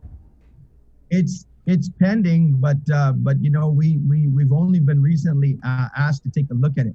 And it's appropriate, Chris and Bree, because the fact of the matter is these are the laws of Guam. This is what's being argued, the laws of Guam. And who promulgates the laws of Guam? The legislature. And so we should absolutely be down there and saying, no, we defend Chapter 19. We defend the law that was passed on Guam. We respect the governor's power, but we also respect the legislature's power. And the legislature has the power to legislate. And it is not an inorganic law. It is durable. It was passed over 2 decades ago. I think many legal minds back then, Jim, probably even better than the legal minds we have today, or as good, and they saw fit. That made it through the legal bureau. That made it through every process to be passed into Guam law. And as far as I'm concerned, I will always stand up for the legislature. All right, we got to run. Thank you. Thank you very much. Thank you, Senators. You're welcome. Bye-bye.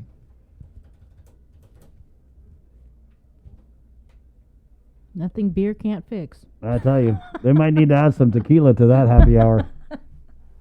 Did you feel any I mean, you're good at reading people. Did it seem like they're really cool or what? I guess. I mean, there's just a lot at stake, and a fracture. But, let's just be real. The Republican Party, like the Democratic Party, it's already fractured. You got your Mary Torres people. You got your, Chris Duenas, Teletigui people. So, yeah, there's always been factions in all the parties, and that's always been the struggle for both Republicans and Democrats, is to somehow unite these different and opposing factions that are within the same party, which is something that Lou and Josh were able to do successfully when they folded former Governor Carl Gutierrez into the power mix. I mean, yeah, they've got to, feed him, tender morsels every couple months and increase his authority to keep him happy, but that's just the nature of the beast, I mean, what would the alternative have been? Uncle Carl, he will kill you by making deals with the other side in the general. So they were able to stave that off in the last election, and that's why I feel like it's just very crucial for these Republicans, if they want to win, to really kind of be, at the very least, united within themselves, and then they could go and get some of those. Because, I mean, it's going to be real. There's some of these Democrats who are a little more independent than the administration would mind, and I think that's where you could see some of that support, whether or not it's, outright or behind the scenes, make a difference for them. It's 8:15. Good morning. The show is brought to you by East West Rental, Calvo Enterprises, IT&E, and Carrier for all my aircon babies, 647-COOL. Let's go back into the Zoom room now.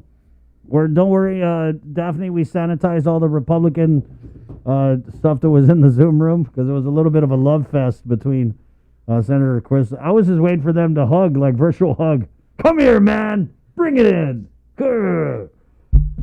But you got a nice sterilized environment now. And man, I got to tell you, you are one popular lady with this American Rescue Plan coming out. Everybody's just drooling about this new stimulus. And Dad, we'll just start there. Just what is the new stimulus and the timeline for that? I'm pretty sure I know that you were kind of in discussions, but what are we looking at from now to, checks cut?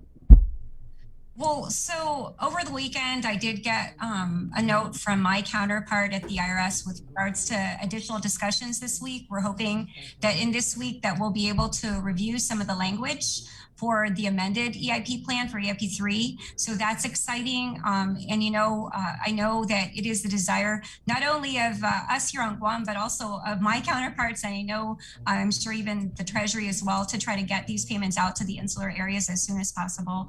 So in this week, we're going to continue discussions. In the last week, a lot of it was review. As you know, there's many things that fell out of the American Rescue Plan. To talk a little bit about, I guess I'll start with EIP 3. A lot of people have questions about how do I qualify for EIP 3. So with EIP 1, as you recall, there was we were able to use 2019 returns or 2018 returns if there was no 2019. So there was what's called a substitute year. For EIP 2, there was no substitute year. You had to use a 2019 return or the non-filer form, which we had issued last year or allowed for people to file through November 21. Now we are coming to EIP 3. And EIP 3 says basically that, or the guidelines are that it's based on a 2019 return unless you have a 2020 return that is filed and processed. And it's very important, the filed and processed. And what I find is interesting is throughout this whole, I guess, since the beginning of the time that we began discussing this with the Treasury and the IRS, we had been advocates of the language validly filed and processed. We hadn't seen it in the CARES Act. We hadn't seen it in this CRTRA, which passed in December. But in the American Rescue Plan, there's actually language in there regarding a return that's filed with IRS, not just being filed, but also processed. So, the IRS as well recognizes the value or the importance of making sure it's clear because they themselves have manually filed returns. So although they likely probably have 70 to 80% or now even more in terms of online filers, there's still those returns that were not being able to be processed because a lot of the time in this last year, I know, at least based on my discussions with the IRS, that they were, they were remote working a lot. So in terms of those the language. They did actually adjust the language, and in the American Rescue Plan, that language was included for the IRS as well. And again, that was hugely important. I know a lot of people have questions about the phase outs, right? So what is my income level going to be, or what does my income level have to be so that I can qualify? With regards to the income levels, the phase outs, there was a reduction in the phase out. So what we're seeing now is if you are a single filer and you made 75,000, we're gonna see the phase out starting at the same point but ending a lot lower. So the phase out begins at 75,000 for an individual filer. It phases out completely, meaning you don't get anything at all in terms of EIP3 once you hit $80,000. For individual, that's for individual filers. For head of household filers, the phase out begins at 112,500. Again, the beginning phase outs haven't changed. It's just the top end of it has been reduced. So if you are a head of household filer, now you'll be phased out completely at $120,000. And if you are married filing joint, your joint filers, the phase out begins at $150,000 and ends at $160,000. So this is different from what we saw with the prior EIPs. And that's important. So we're going to see that there are some people who may have qualified because they fell because of their, the thresholds, but we're going to see now that the thresholds have dropped, that there may not be people who qualify.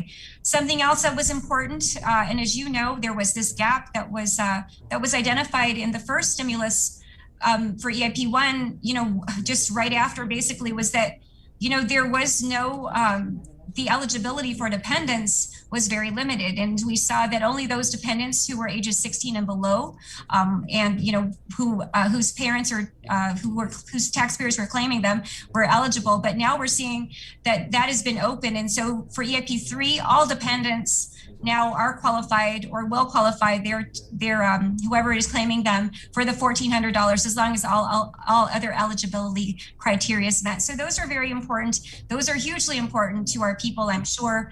Again, especially for those people who claim they're adult parents, those people who have disabled dependents of any age, and even for those people who have college age dependents. Their children are attending college and they are relying solely on their parents for the support. And so now those individuals will be able to get the benefit of having those dependents claimed on their tax returns. Daph, we had a question. What garnishments do you know will apply to the EIP3 stimulus?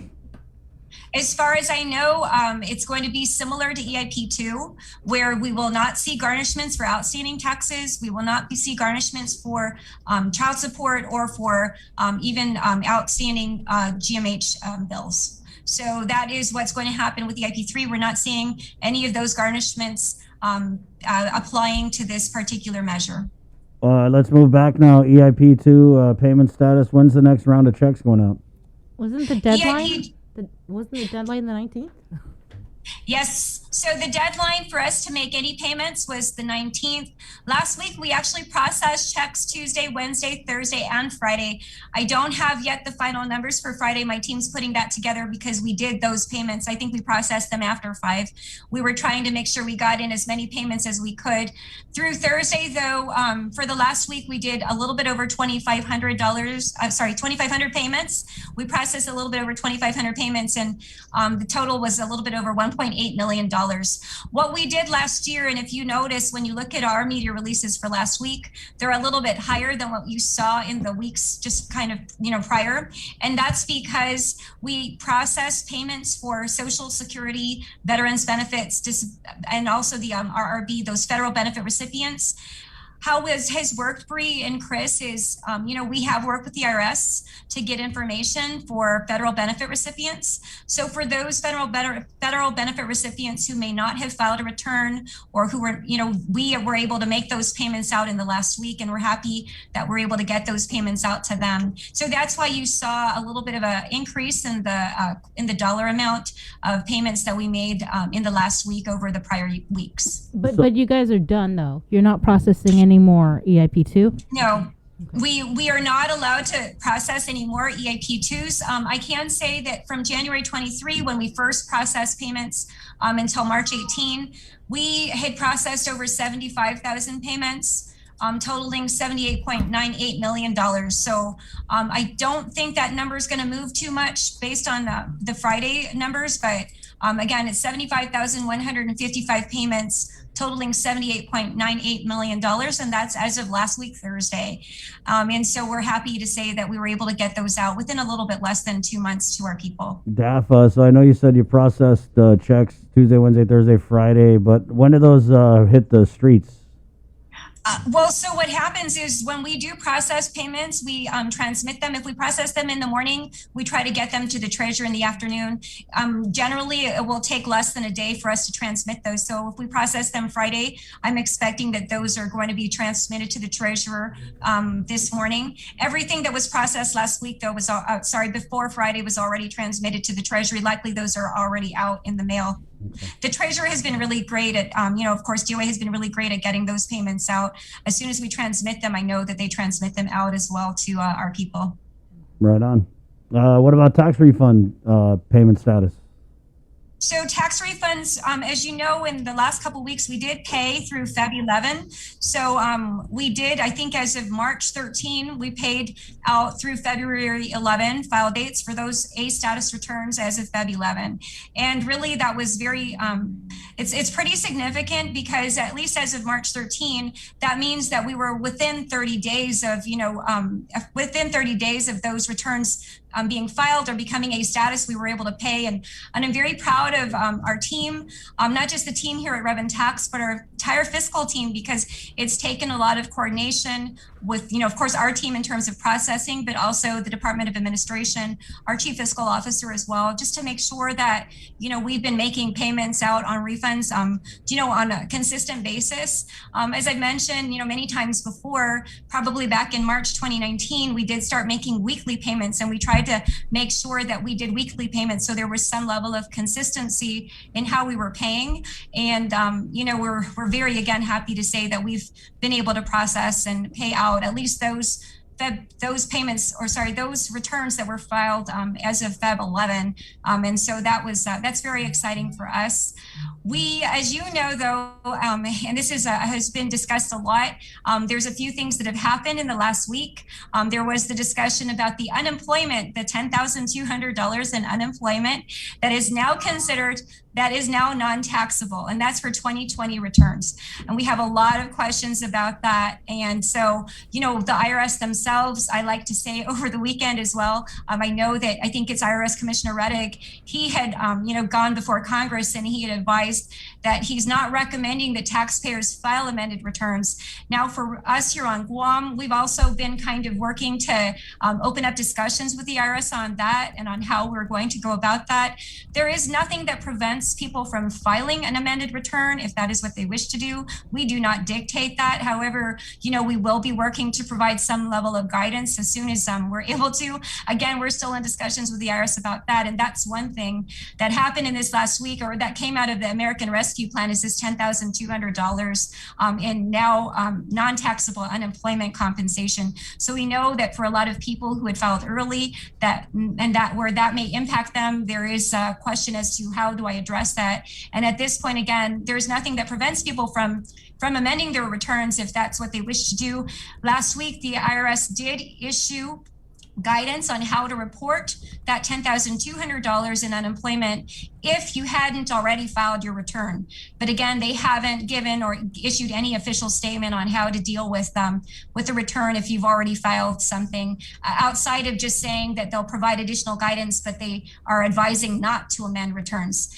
The other thing that we saw is that last week, Thursday morning, Guam time, we were also advised that there was discussion, early morning Guam time, there was discussion about the move of the tax deadline. Yeah. And so we did do an official announcement on that. And again, there's so many things that are falling out of the American Rescue Plan.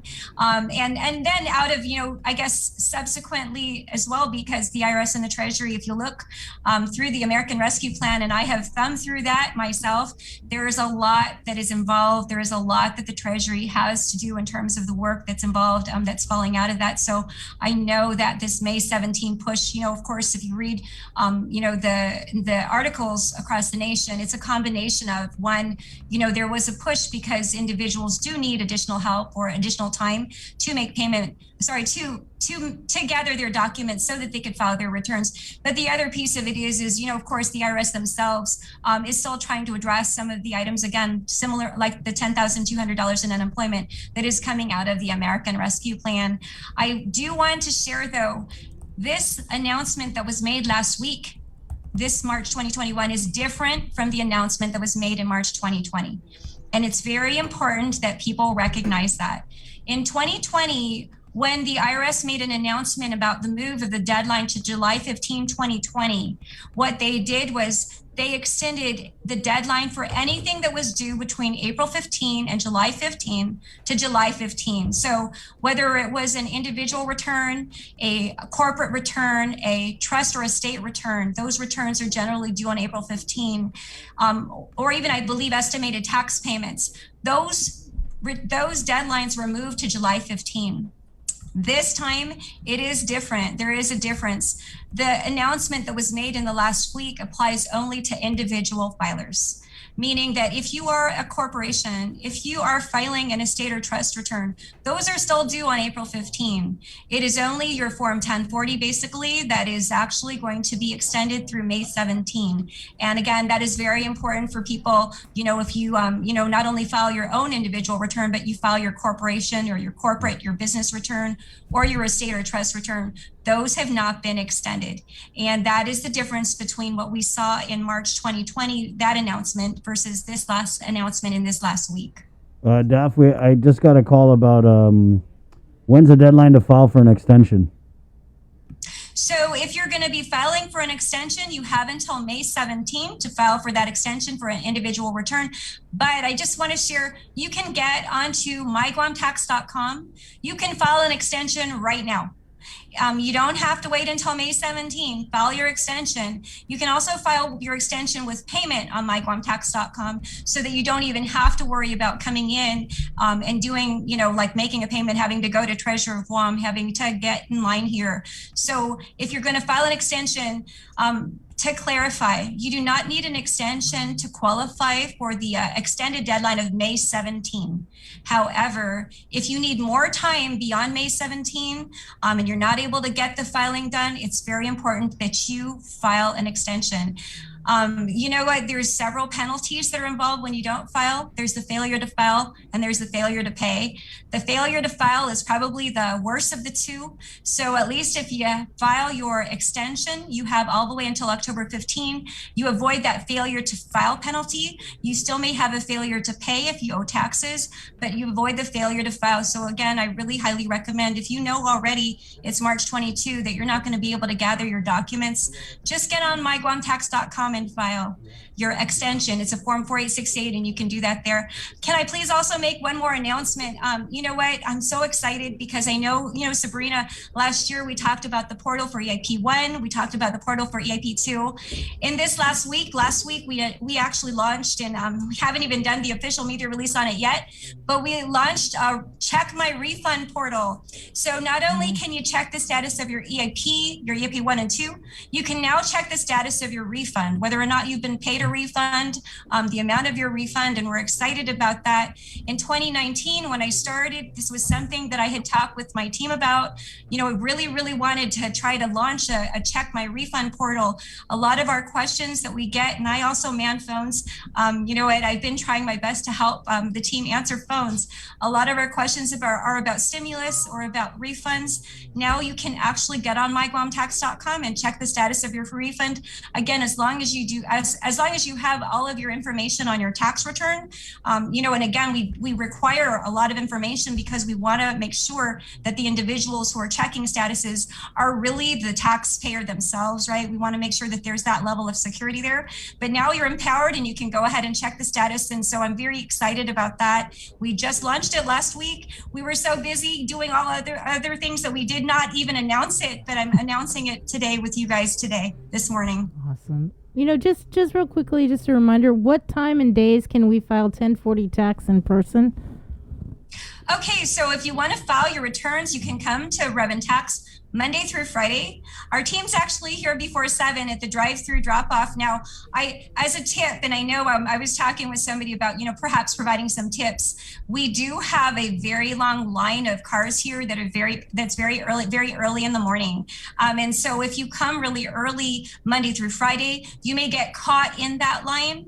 I suggest that if you're going to come, and if it's purely just for the drive-through drop-off, meaning you're going to file a individual return, you're going to file a corporate return, an income tax return. My team's also been accepting the quarterly payroll returns, like the Forms W-1, the SWICA. So if you're just going to purely file those for income tax, although we are there from 7 to noon, you know what, likely it's probably better to come between maybe 9 and noon, because there's a little bit less traffic if you're able to. So, you leave if you are able to get to work a little bit later and you want to file it before you go to work, or if you can, take lunch maybe around 11 o'clock or something around that time, you can do that. So from 7 to noon, and our team is out here. We have a drive-through drop-off. We have a tent there, and our team is able to go ahead and receive receive our copy and stamp your copy, so you could just drive off. So 7 to noon, although we're here a little bit earlier. We're going to be issuing our volume 11 because we need to already give an update on our services, but for now it is 7 to noon. Okay, thank you, Daphne. No, thank you so much, Bree and Chris and Jason. Have a great day. You too. Stay safe. That's there you go. 8:34, guys. We're gonna take a little break, and coming back, we're gonna have an interview with the governor that was conducted by our own KUAM News, Peter Santos. Right. So Peter saw the governor, lieutenant governor, when the lieutenant governor was getting vaccinated last week Friday at the EOG Calvo Fieldhouse, and the governor administered the shot, and so Peter got an opportunity to talk to the governor about the status of the $661 million and how soon we were actually going to see it here on Guam, and that's when the governor had indicated that we might not be getting 661, we might be getting something less than that. And then he followed up with the RISE Act and her opinion to the AG's opinion. Right. So And, that's coming up. Yeah. Yeah. And then a whole bunch of other stuff, too. We're doing Harlem Hikes, which is a great little segment. And we're also getting senators. I know session's at 10, but we're getting Claudia Agfaji, the Chief Procurement Officer for the whole entire government of Guam, at 9:30. It's 8:35. The link continues next. Good morning. Catch the link. Through the month of April, KUM News and the KUAM Care Force features Sustainability Matters, building awareness for environmental issues, highlighting activists, and showcasing businesses and individuals making a difference in our community. Watch a special series on Mondays on KUM News featuring different aspects of thinking green in our community. Awareness messages on every platform, giving you tips for leading a more sustainable lifestyle. The Dirty Politics Weekly feature with the link live on location with Chris and Sabrina visiting different villages with political leaders and addressing environmental problems in our community. And this year, the Think Green annual cleanup goes virtual. Organize your community cleanup, post and tag with hashtag ThinkGreenGuam, and we'll feature your cleanup on our multimedia platforms and in a special montage on KUM News Weekend Edition during the last weekend in April. Sustainability Matters, part of the KUAM Care Force's commitment to our community. Presented by Green Energy Solutions, Inc. Only one company on Guam provides every solar energy solution under one roof. Micronesia Renewable Energy. You want solar only? They got that. You want solar with batteries? They got that too. You want outright purchase or lease purchase? It's up to you. Does your solar system need a tune-up? That's what they do. For solar energy solutions from A to Z, you can count on MRE. Give them a call at 632-2613 for a free consultation. MRE, providing real solar solutions built by real solar experts. Catch a wave of fish and seafood available throughout the Lenten season at King's Restaurants. The Lent menu has a tsunami of all your favorites like deep fried parrotfish, fried calamari, and the Lent sampler. All are sure to be a splash hit. It's the Lent menu at King's. GU Self-Storage, conveniently located near the Harmon McDonald's. We offer affordable rates, online payments, and auto bill pay for your convenience. Plus gate access daily from 6 a.m. to 9 p.m. Call us today at 648-7867 for more information. Half a day. Does your child have a hearing loss? We are parents of deaf and hard of hearing children and volunteers with Guam's Positive Parents Together, and we are here for you. We know how you feel and have walked in your shoes. We want to help you navigate your way through our educational and medical systems, and most especially, your emotional journey. Please visit us at www.guamparents.org for more information. Get the job done the right way by getting the right stuff at East West Rental Center. With years of experience helping builders, we definitely got what you need. Call 646-1463 or visit us in Upper Tumon. Open Monday to Saturday from 7 a.m. to 5 p.m. and on Sundays from 8 a.m. to 5 p.m. KUAM Communications salutes women small business entrepreneurs during Women's History Month with a special community feature, Women Driven. Every Monday in March, tune into KUAM News Primetime for a showcase of women entrepreneurs working in our community and the businesses they own and operate. Also catch the daily women-driven profiles, flooding the digital media platforms of KUAM News for professional features on many of these hardworking women. Celebrate Women's History Month with Women Driven on the multi-platforms of KUAM, presented by Cars Plus and Bank of Guam. Join KUAM and Punta Dos Montes for the Mes Chamorro Masterclass Series, an informative digital series for demonstrations throughout Mes Chamorro. Catch the Mes Chamorro Masterclass Series weekly on the KUAM News Facebook page, the KUAM YouTube channel, and every Saturday in March following the KUAM News Weekend Edition at 6:30 p.m. on TV8 and 7:30 on TV11. We'll highlight Guam's talented crafters and artisans teaching artisanal skills of our Chamorro heritage. Viva Mes Chamorro! From Punta Dos Montes and KUAM Communications. See KUAM.com for the complete Mes Chamorro Masterclass series schedule. The relationship between Guam and Manila, Philippines is undeniable as we share similar cultural traditions, history, and heritage, with generations of Filipinos calling Guam home. KUAM presents a monthly look at the capital city featuring in-depth and engaging interviews on everything from medical tourism to new business and government leaders. Veteran newscaster Nestor Lecanto delivers Beyond Our Borders. This special program is brought to you by the Bank of Guam and KFC. Swim on in for Ruby Tuesday Seafood Sensations and enjoy your favorites from the sea in perfect time for Lent. Get hooked on lobster mac and cheese, the salmon loco moco, or the deep sea pasta. There's a bounty waiting for you on the RT Seafood Sensations menu at Ruby Tuesday Guam. Uno Go, delivering meals from your favorite restaurants and more, including delivering sodas and adult beverages from the Bottle Shack. Visit uno-go.com or download the app today. Also follow them on Instagram and Facebook.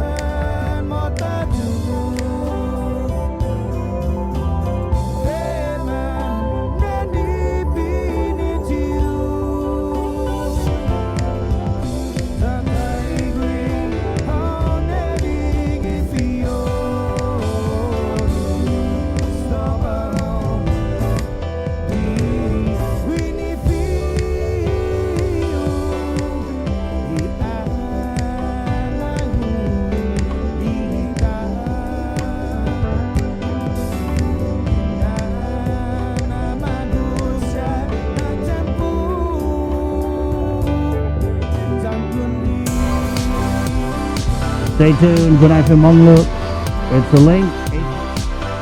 Interview with the governor. It was conducted by our very own Peter Santos. It's Governor Lulian Guerrero. He caught up with her after she delivered the shot to Lieutenant Governor Josh Tenorio at the UOG Cabo Fieldhouse. Okay, and what is... Okay, Governor, do we have any word on when we'll receive the $661 million? No, Yeah, and it's not, I think they're still calculating the numbers, Peter, so there's no really final number. I hear anywhere from 610 to 660. So there's really no final number yet. We are in touch with the IRS. They are, I think, creating, or they've already established the guidelines. And once we have those guidelines, they'll probably give us the money. So I don't know, maybe I'm thinking 2 weeks, 3 weeks. Yeah. And so I know Crystal gave a statement on the reaction to the whole RISE Act issue. And so, but I know that people want to hear from you, Gov. So can you comment on, So the RISE Act, contrary to what people are saying out there, has not been canceled. I don't know where people are getting that information. I wanted to first find out from the legal people, the implementation of this RISE Act, because there's issues about if you already have a program that federal funds are already being used, you can't use another federal fund to fund another program for the same purpose. That's one. The other is, the way the law was passed, it impacted on our authority to appropriate that. So legislature has no authority to appropriate federal funds. And in this piece of legislation, they definitely said that this would be for if federal funds are available.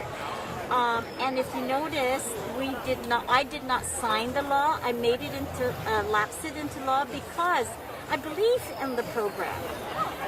The one concerning thing about the program is that it really, it does not allow government employees. It does not allow retirees. And a lot of our government employees are making also $40,000 and below. And some of them are unemployed. And so I think it discriminates against our government employees. And our government employees are your firefighters, they're your nurses, they're your teachers, they're your administrative assistants, they're people that provide essential services to our people of Guam. And so I just couldn't understand, but I do know that the Attorney General said legally this legislation can pass court, claims and so forth. And so I'm looking and seeing about how I can expand it, and include. And so we do have our Programa Salapi, which we have established in the first. And I'm looking at that to be the source of the program where we can push the monies out to our vulnerable, to our most needed people. So the deal here, Peter, is that of course I am going to provide help to our people of Guam. There never was a question in my mind. I think it's a Republican political ploy to make it look like I, as the governor, is not compassionate toward people of Guam. Furthest from the truth. Furthest from the truth. So, again, I continue to say to the people of Guam, once we have these monies, I am going to push it out to our people, our small businesses, our all the other areas that we are allowed to use. Lost revenues, spurring the economy, stimulating the economy, and so forth. So I just want to make that very clear that whatever the Republicans are saying out there about this RISE Act, that I'm canceling it, that I don't want to do it, is not true at all. I'm looking for a way where I can make it equitable to all those who are needed. Who are in need, yeah. Thanks, Peter. Okay. I know we have to go. Good job. Thanks, Chris.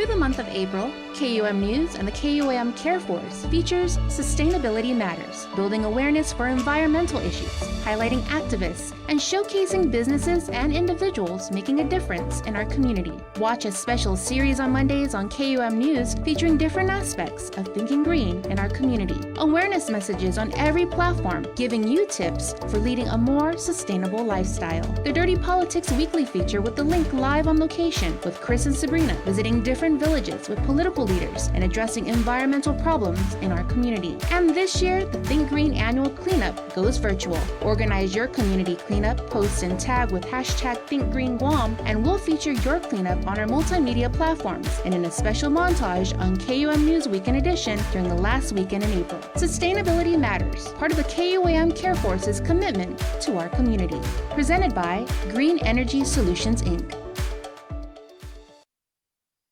Only one company on Guam provides every solar energy solution under one roof. Micronesia Renewable Energy. You want solar only? They got that. You want solar with batteries? They got that too. You want outright purchase or lease purchase? It's up to you. Does your solar system need a tune-up? That's what they do. For solar energy solutions from A to Z, you can count on MRE. Give them a call at 632-2613 for a free consultation. MRE, providing real solar solutions built by real solar experts.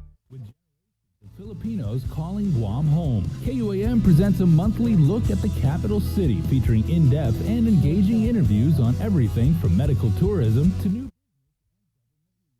Veteran newscaster Nestor Lecanto delivers beyond our borders. This special program is brought to you by the Bank of Guam and KFC. Make it through the week with Monday's Workweek weather forecast, brought to you by Mariana's Coding on KUAM News Morning Show, The Link, presented across the multimedia platforms of KUAM. Catch the broadcast on Breeze 93. We got your 6 at 6 a.m. with The Link on Breeze 93.9 FM. Bree and I connect you with all the latest news and information you need to know to start your day. Then check back with Guam's news leader at 6 p.m. for the day's top headlines with KUAM News Primetime. From 6 a.m. to 6 p.m. and everything else in between with KUAM Digital, we got your 6. You know, for Mes Tomorrow, we're doing a great series with Punta Dos Montes called Mes Tomorrow Masterclass. And this episode of Mes Tomorrow Masterclass, Maneca de Oro, it's a great episode. And you got it right here on The Link. Good morning. Mes Tomorrow Masterclass series is brought to you by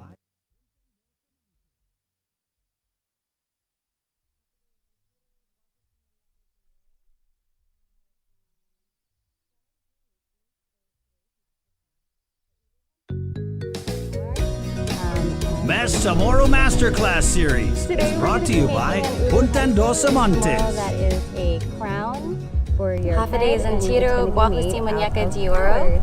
I am going to be making for today's masterclass a ulu hentu or a marmar, and I'm excited to get that started. Today we're going to be making an ulu hentu in Chamorro that is a crown for your head, and it's going to be made out of flowers. It's also used throughout the rest of the Pacific as a connection for people to connect to the land and connect to ancestry and just to beautify themselves with things found in nature. And it's also known as muermuer or marmar from our Carolinian brothers and sisters, or haku in Hawaiian. Throughout the Pacific, people have used flower crowns to adorn themselves and to represent themselves and their cultures and their connections to the land and their ancestors. In order to make an ulu hentu or a marmar muermuer, you're going to need some softened tea leaf, which I just picked some tea leaf and threw it in the freezer, but there's multiple ways to soften your tea leaf. Or I could also make it out a recycled version out of biodegradable plastic bags, which in case I don't have enough tea leaf, I'll be using some plastic bags, which are biodegradable. And we also picked some beautiful flowers here on location at Punta Dos Montes. We picked some puti tainabu or bougainvillea, which is found all throughout the island, and some beautiful variegated greenery that was also here. and some plumeria flowers. And aside from your flowers, which you're going to be using, you also need scissors and a nice handy basket to collect everything in. So after you have your flowers softened, cut off, and these are not very good anymore, as you can see. The quality is kind of wretched. But you've split them by boiling them and adding a little bit of oil and cut off the stems, the hard part. You could also soften your leaves by boiling them and adding a little bit of oil, like baby oil or coconut oil, into the boil, because it does make your hands kind of sticky. And we're just going to use 3 pieces, and we're going to tie them together and create a braid.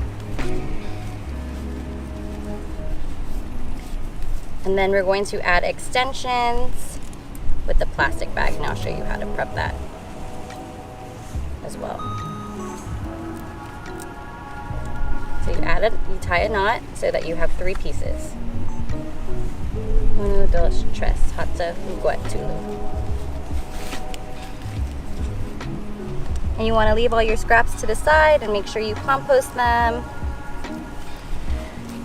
And then you can either do it completely with tea leaf or completely with plastic bag, but we're going to be mixing it up and doing it with both today because that's what we got. So I'm going to go ahead with this plastic bag and cut off the handles.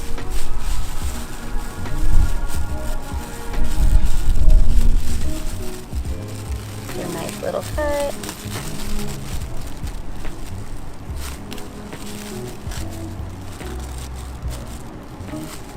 Put that to the side, and then cut off the bottom.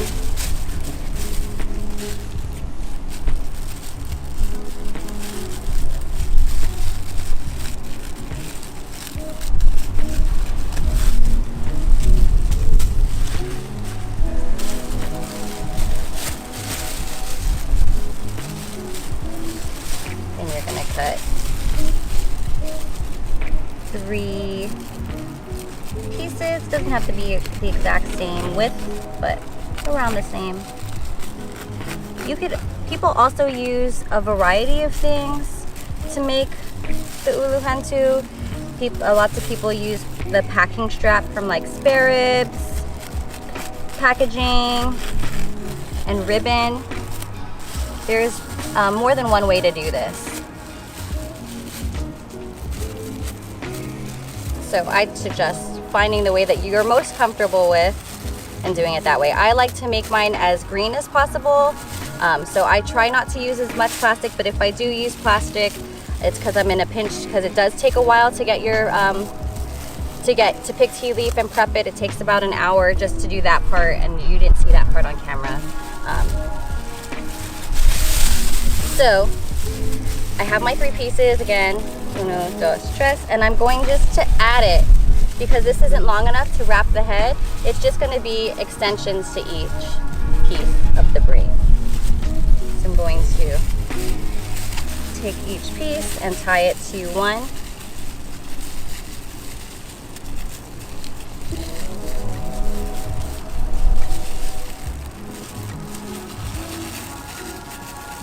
Make them nice and tight. Do a double knot.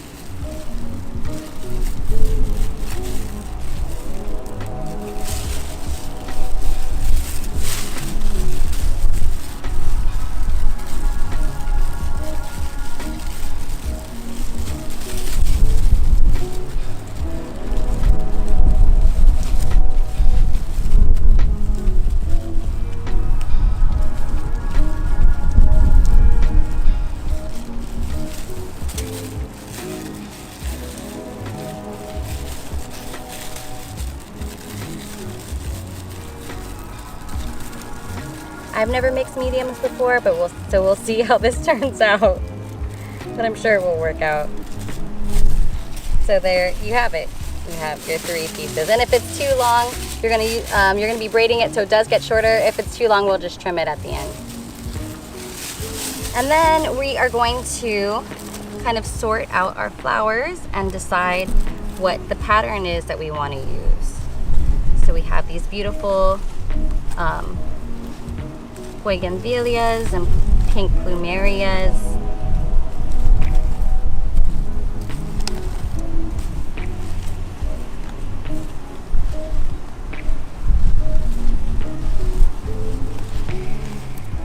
And we have different shades of these bougainvilleas as well. When I do this, it's kind of like I get into a meditative state. From the beginning to the end, it's very calming and relaxing for me. So one of the things that I always like to remind people when I'm teaching them is just don't be mad and just enjoy the process. And these flowers are already beautiful unto themselves, so there's not much work you have to do to make it even more beautiful. So you begin by just kind of assessing what you have. There's varieties of colors of the bougainvillea, and bougainvillea I really love to put because it makes it really nice and fluffy, and it adds a lot of thickness to a amor. And also it's really just important to be mindful when you're picking this because they are really thorny, so you could get pricked with the thorns. And bougainvillea is the national flower of Guam, but they're imported, or they're an introduced species. But they remind us that even though they're so beautiful, like love, it can hurt sometimes because of the thorns. And Puti Tainabu in Chamorro means you're sad because you don't have a boyfriend and you lost your lover. So it's just about that risk of love. And then plumerias are just so happy and so beautiful, and it's marked to be a friendship flower. So what you're gonna do to get started, basically if you know how to braid, it's not that much harder than braiding. You are just going to braid a few rungs of the crown.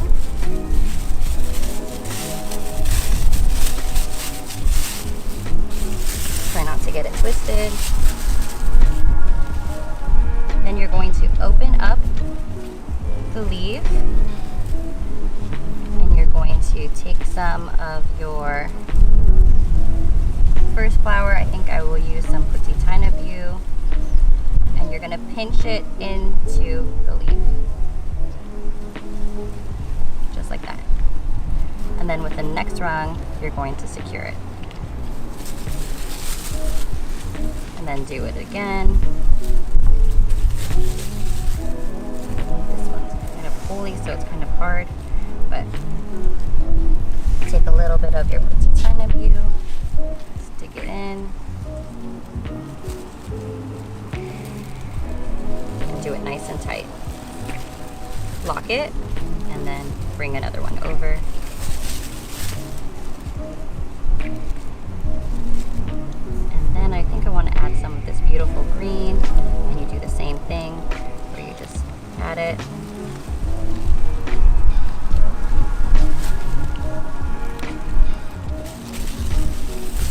When I'm picking the flowers, I always like to ask permission, and the greens too. I ask permission of the plant itself, and then always say thank you. I think that's a big part of the cultural aspect of Chamorro people. When we pick, when picking medicines or harvesting any fruit, we always show gratitude to the plants. Get in.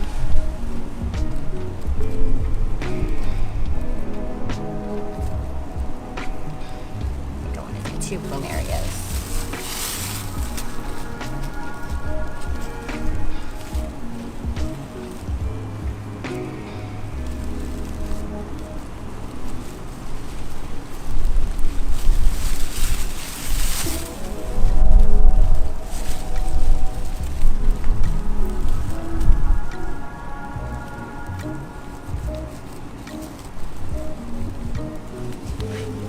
Then you're just going to keep adding and securing it.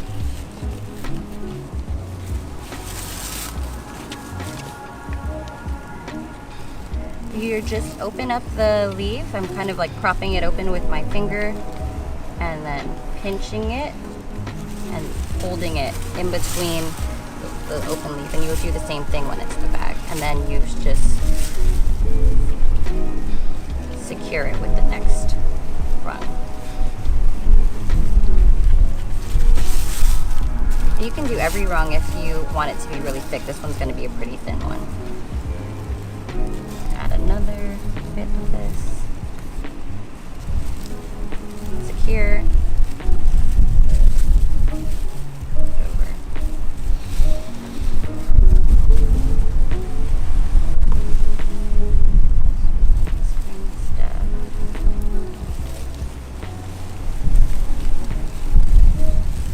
Once it gets kind of long, you're going to use your toes, but it's still pretty good.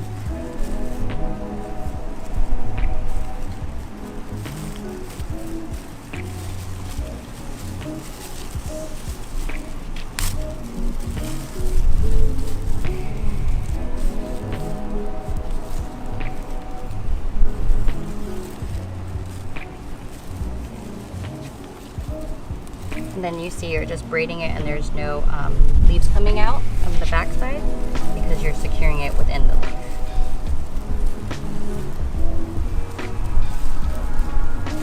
I would suggest using these types of flowers. You can use any type of flowers, but things like hibiscus closes up at night, and lots of other flowers just kind of wilt really quickly. So you just want to know the quality of the flower that you're using and kind of be familiar with that when choosing the types of flowers. Orchids are also really great because they're pretty durable.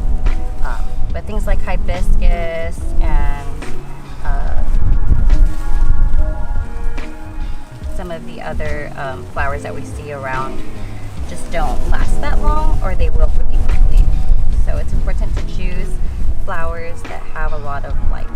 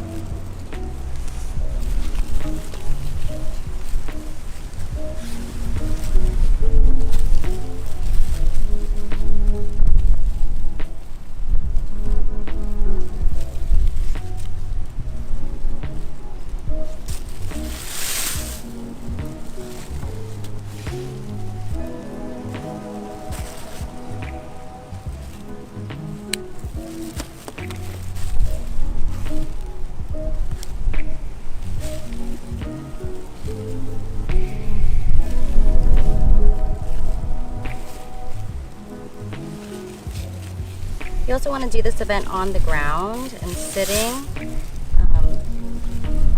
It's easier this way. It also is a grounding sort of event, practice. I imagine when, and even today when people do this, they make it for events like graduations or weddings. But it's such a beautiful way to commune with your family and with relatives. Just all getting together and doing the whole process is a really beautiful way to bond and to connect, not only with the flowers and the land, but with each other. So now we're going to be getting into the stage where it transitions into the plastic, and we'll see how this works out.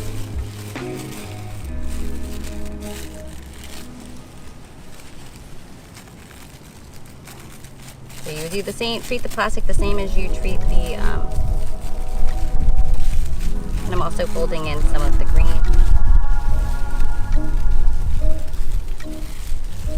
Same as you with the leaf.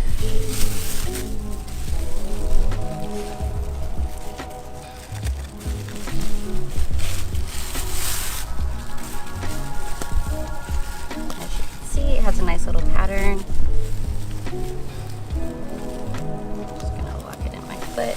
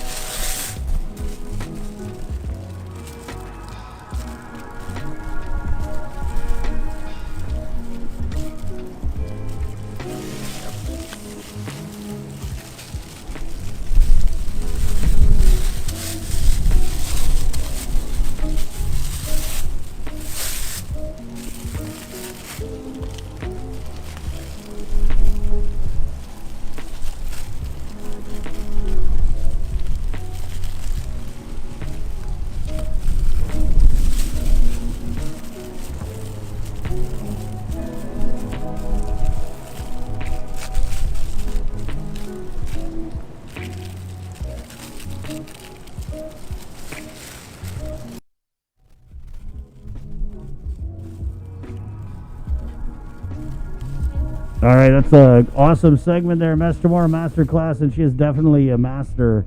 That's Muñeca, and was great at Punta Dos Montes, making the Uluhentu the crown, the muer. And you can watch the full episode on our YouTube channel. And something you could watch tonight is the debut of Harlem Hikes. This is in partnership with Menyetlu and Inafet Malik. And let's head into the Zoom room now to talk about what will be rolling out this evening. And we've got a whole lot of people in the Zoom room. And I'll just kick it over to you, Eva, if you can give all the introductions, because there's quite a few joining us this morning. Sure. Okay, can you hear me? Yes, we're good to go? Yes, we are. All right, buenas and half a day. Thanks for having us back here on the link.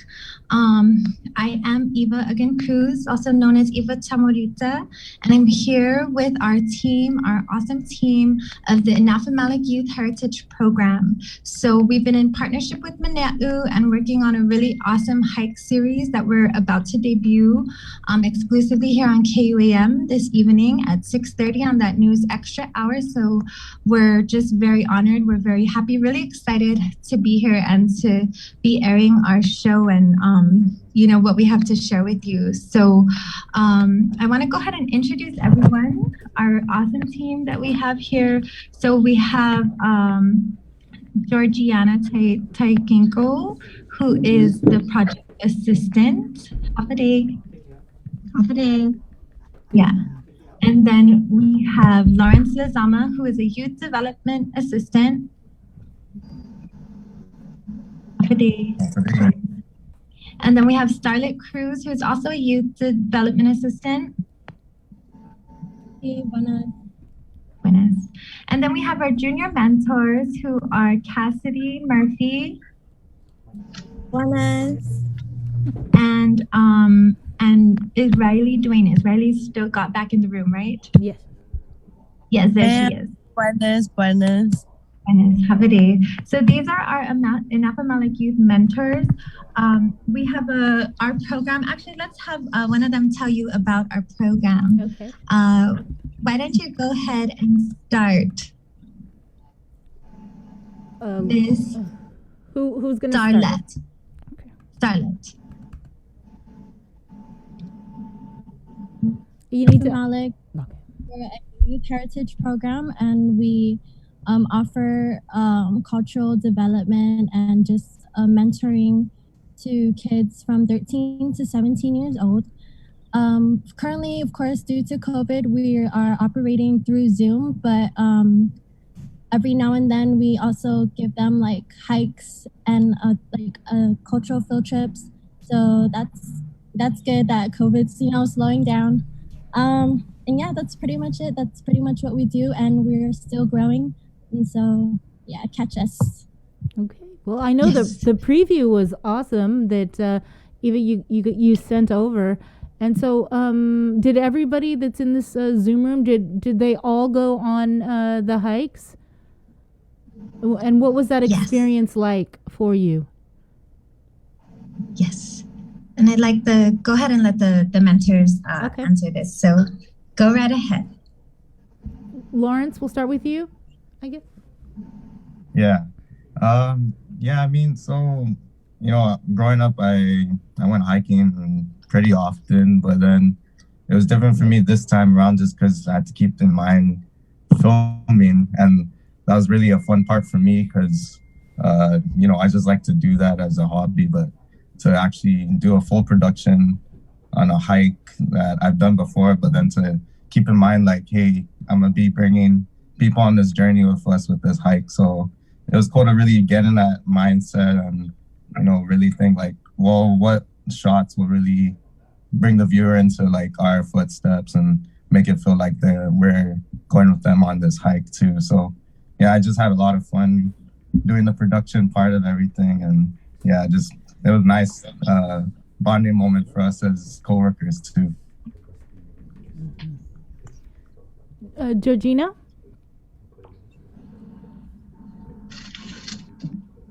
Off day. So I only joined on 3 of the hikes. They were like Lawrence said, they were all great bonding opportunities, and even thinking about how different it would be with the kids on, because it is very different from the way it was in the beginning, but it was just all about delivering what we would want them to experience and making sure that we are immersed in that moment ourselves, and making sure that we can spread that message virtually, as well as, when we will one day have them again with us. Yeah. Well, what about you, Cassidy?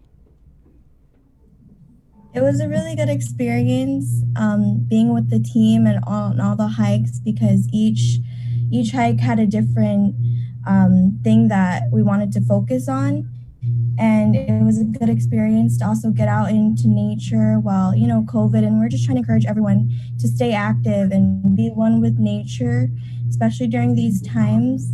You don't have to go out. You could just experience nature with that. So it was really nice to experience our land and everything around it. And what about the experience for you, Riley? So for me, I only went to a few of these hikes, and some of them were my first time. So it was pretty cool to see like all the different hikes and like the different places that I didn't realize were so close. Like I could literally just go there, and how accessible some of them were. So it was really cool to see everything, and yeah.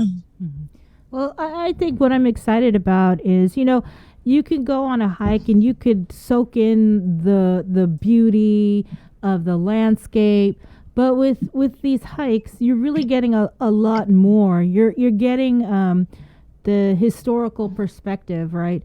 And I think that's one of the things I'm really extremely excited about. So today, for tonight's first episode, Eva, if you could tell us what will be the first hike that you will be taking us on.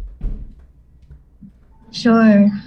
So tonight's episode, we started with, again, one of the more easily accessible hikes, and one that's relatively easy to go on to. So we'll be taking you to Sengsung Hilaan. So Hilaan village, which is located in Dededo. in kind of the heart of Dededo on the western coastline, and we'll be walking you through the physical features of the nature, like as we go along. In the beginning, we give you a safety briefing about and just to make sure that you're in the right place. So we give you directions there. We actually use some of the information from Dave Lotz's book. Dave Lotz, who's been an avid hiker, well known in the community for his Boonie Stompers, right? So we were able to reference some of his latest publication in our safety briefing, and being able to use his map along with the help of UOG Press. So that was really cool. And then we actually take you into the Lati site. So a lot of people think about this hike that we're talking about and are more associated with like Lost Pond or Shark's Hole, right? But our focus was to bring us to the actual sacred site, which is Hila'an Village. So we kind of walk you through, go over some theories that we have or that the elders have, or research has been done about why Hila'an is called Hila'an, and then just looking at some of the features around and what we could tell about the village that was once there, and then just also looking at specific features of those Lati stones. So yeah, just giving us a kind of more in-depth understanding, right, of these places and all the kind of information that could be encapsulated like just in one spot. So being able to like dive into that. For any of the youth mentors or the participants that went on the hike, was it the first time for any of them? Let's start with like, for example, Hila'an. Was it the first time, Cassidy, for you to go there, or Riley? Yes, actually, a few of the hikes I've never been on, so it was really an experience to go on there, especially with the team, because I learned so many things from the other mentors, and it really helped me, just I'd want to go back there just from that experience that I shared with them. What about you, Riley? So going to the Hila'an, that was my first time going the way we went, because I usually go another like through another entrance. So going through that path, I didn't know that was there. So that was pretty cool to find out. Like we could just go on this side, or if we take this left and this right, then it's right here. Mm-hmm. But what about just learning more about the history of the area?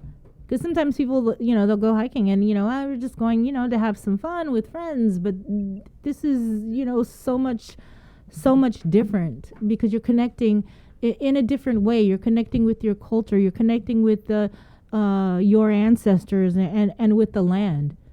And maybe Starlet can talk about that. Yes, it was actually my first time there too, and it was such a beautiful experience. I actually stayed, I stayed there even though the rest of the team left. Like that's how how much it impacted. So I'm really excited for you guys to see the whole episode. And yeah, I learned so much, not only from my team, but just from being there itself.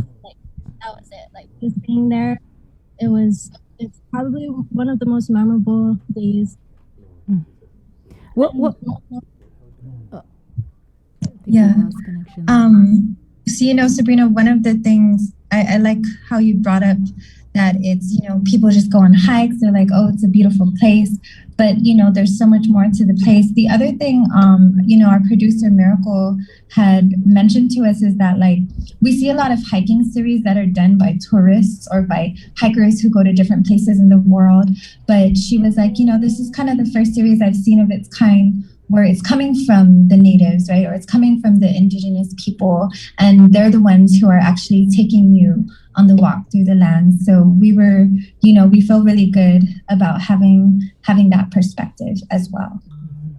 Yeah, and I was going to ask you, Eva, to hear what they're saying about some of them.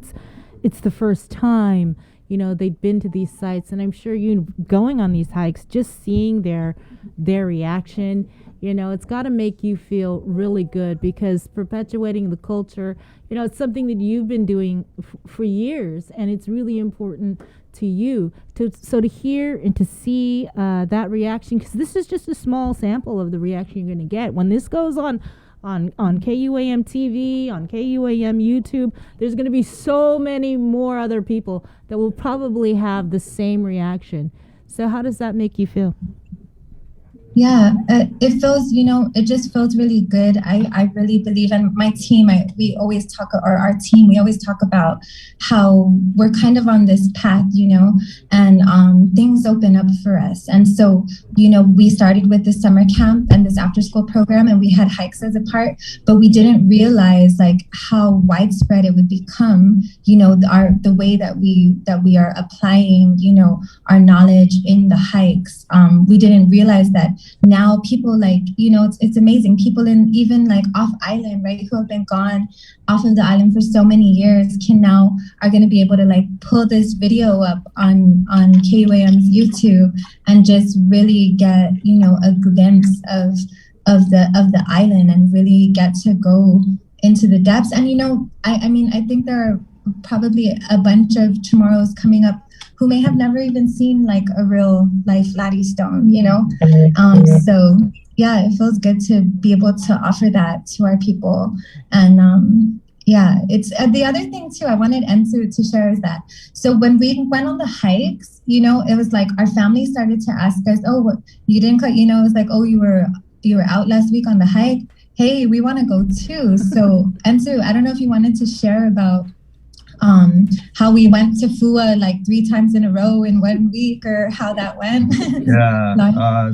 No, there's 1 week where I went down for we took our kids on a field trip, but then I also went 2 days in a row after that because I had friends and family that were like, well, I've never been to Fua, can you take me to Fua? I'm like, I mean, yeah, of course, I've been there how many times already, but it's nice to know that you guys are interested now too. So I mean, that's what's been cool, is that, yeah, my family and friends are like, oh, can you take me to that spot? Can you take me there? I'm like, yeah, of course. It's there for us to see. So why not go out and see it?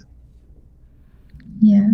And it's really right about the things that we have here, and taking the opportunity to connect with them, with our resources, with the natural landscape, and just having that time to be able to appreciate the land. So. Okay, well, we certainly thank you for coming on the show, and thank you for sharing Harlem Hikes with KUAM, and look forward to seeing the very first episode and all the other episodes that you guys are producing. So thanks again, and I guess we'll see you next. And thank you. Thank you, KUAM, for having us featured here. We are really, really excited. We're really honored, and we know that, like I said last time, like KUAM's always bringing in the good local content. So we're just really happy to be a part of that. All right. Thank you guys so much. And maybe we'll see you guys again next week when you roll out the next episode. All right. All right. Esta. This is Jamie Foxx. If you're 45 or older, you need to get yourself screened. Through the month of April, KUM News and the KUM Care Force features Sustainability Matters, building awareness for environmental issues, highlighting activists, and showcasing businesses and individuals making a difference in our community. Watch a special series on Mondays on KUM News featuring different aspects of thinking green in our community. Awareness messages on every platform giving you tips for leading a more sustainable lifestyle. The Dirty Politics Weekly feature with The Link live on location with Chris and Sabrina visiting different villages with political leaders and addressing environmental problems in our community. And this year, the Think Green annual cleanup goes virtual. Organize your community cleanup, post and tag with hashtag ThinkGreenGuam, and we'll feature your cleanup on our multimedia platforms and in a special montage on KUM News Weekend Edition during the last weekend in April. Sustainability Matters, part of the KUAM Care Force's commitment to our community. Presented by Green Energy Solutions, Inc. Only one company on Guam provides every solar energy solution under one roof. Micronesia Renewable Energy. You want solar only? They got that. You want solar with batteries? They got that too. You want outright purchase or lease purchase? It's up to you. Does your solar system need a tune-up? That's what they do. For solar energy solutions from A to Z, you can count on MRE. Give them a call at 632-2613 for a free consultation. MRE, providing real solar solutions built by real solar experts. Catch a wave of fish and seafood available throughout the Lenten season at King's Restaurant. The Lent menu has a tsunami of all your favorites like deep fried parrotfish, fried calamari, and the Lent sampler. All are sure to be a splash hit. It's the Lent menu at King's. GU Self-Storage, conveniently located near the Harmon McDonald's. We offer affordable rates, online payments, and auto bill pay for your convenience. Plus gate access daily from 6 a.m. to 9 p.m. Call us today at 648-7867 for more information. Half a day. Does your child have a hearing loss? We are parents of deaf and hard of hearing children and volunteers with Guam's Positive Parents Together, and we are here for you. We know how you feel and have walked in your shoes. We want to help you navigate your way through our educational and medical systems, and most especially, your emotional journey. Please visit us at www.guamparents.org for more information. Get the job done the right way by getting the right stuff at East West Rental Center. With years of experience helping builders, we definitely got what you need. Call 646-1463 or visit us in Upper Tumon. Open Monday to Saturday from 7 a.m. to 5 p.m. and on Sundays from 8 a.m. to 5 p.m.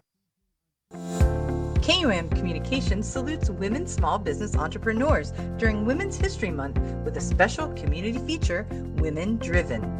Every Monday in March, tune into KUAM News Primetime for a showcase of women entrepreneurs working in our community and the businesses they own and operate. Also catch the daily women-driven profiles, flooding the digital media platforms of KUAM News for professional features on many of these hardworking women. Celebrate Women's History Month with Women Driven on the multi-platforms of KUAM, presented by Cars Plus and Bank of Guam.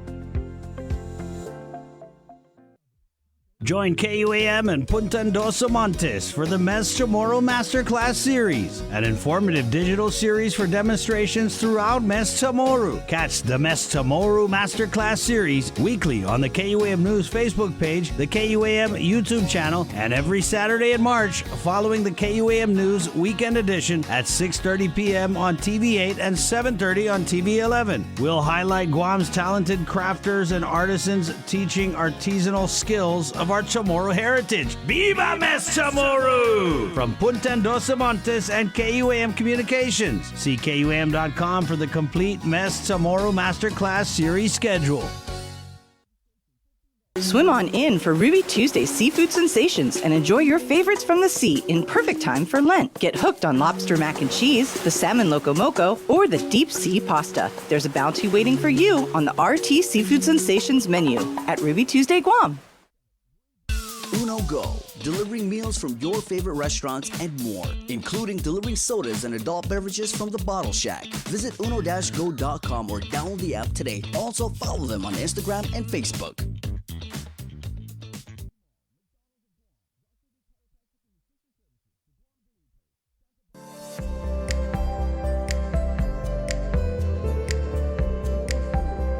KUAM Care.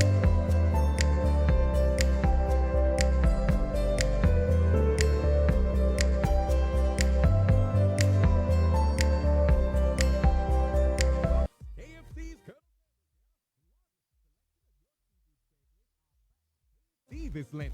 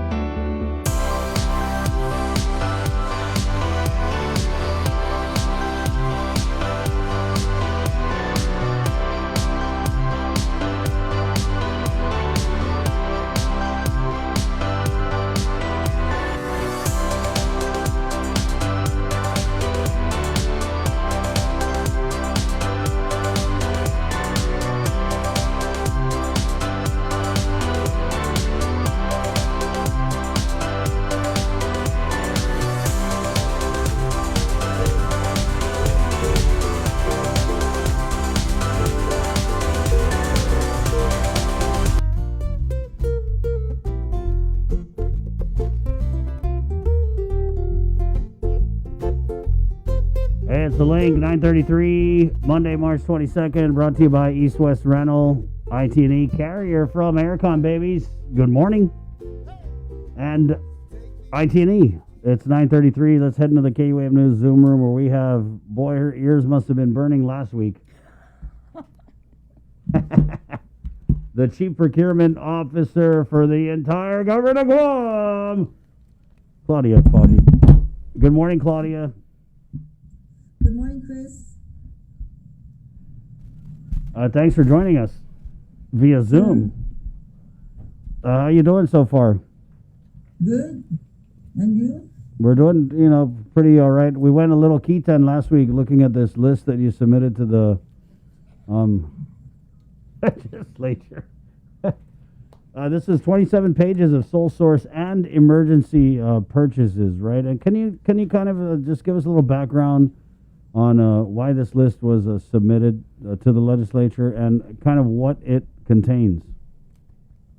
Okay, actually, Chris, this is not the first time that this report has been submitted to the legislature.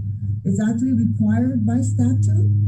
An annual report shall be submitted to the legislature and to the governor's office on any sole source or emergency procurement. So this is not the first time, and it may seem like we submitted this report because it was requested or because of the pandemic.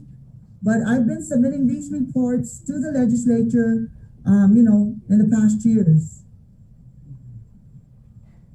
And it's because it's required by statute for us to do so. Okay, and so what types of sole source and emergency purchases are listed here? Is it just basically a calendar year for all of last year? It's not specific to COVID or non-COVID? Correct. So on the sole source, if I may, on the sole source procurement, what GSA normally does is we issue out an annual advertisement, listing down all these sole source requirements that we encounter every year or by fiscal year based on the needs of the departments.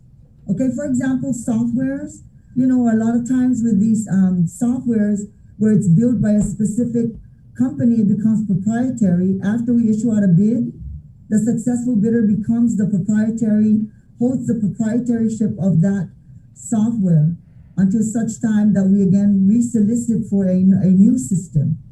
So what GSA does is we put out an advertisement listing down all these sole source requirements just to see, again, we're sourcing the market for the new fiscal year to see if there's a new company that, that establishes that can provide the same kind of service or that can provide, like, for example, parts for Caterpillar. Normally it's always Hawthorne or for specific types of equipment. So we put out a newspaper ad listing down all these services or parts that's required by the government that we actually procure via a sole source. And then we use that list to, if I'm going to exercise or select the method of a sole source, then we revert to that list because we did put out an advertisement informing, again, the various vendors out there, if they're interested, to please submit their show of interest to GSA. So then it'll alert GSA that this company is no longer the only company that can provide such services or parts to the government. What about emergency procurement? You just talked about sole source. With the emergency procurement, there's two types of declaration. One is an executive order, declaring an emergency via an executive order, and that's where the governor doesn't need, or the chief procurement officer does not need to submit a justification to the governor saying that he or she or the chief procurement officer agrees with this request by the department to declare an emergency.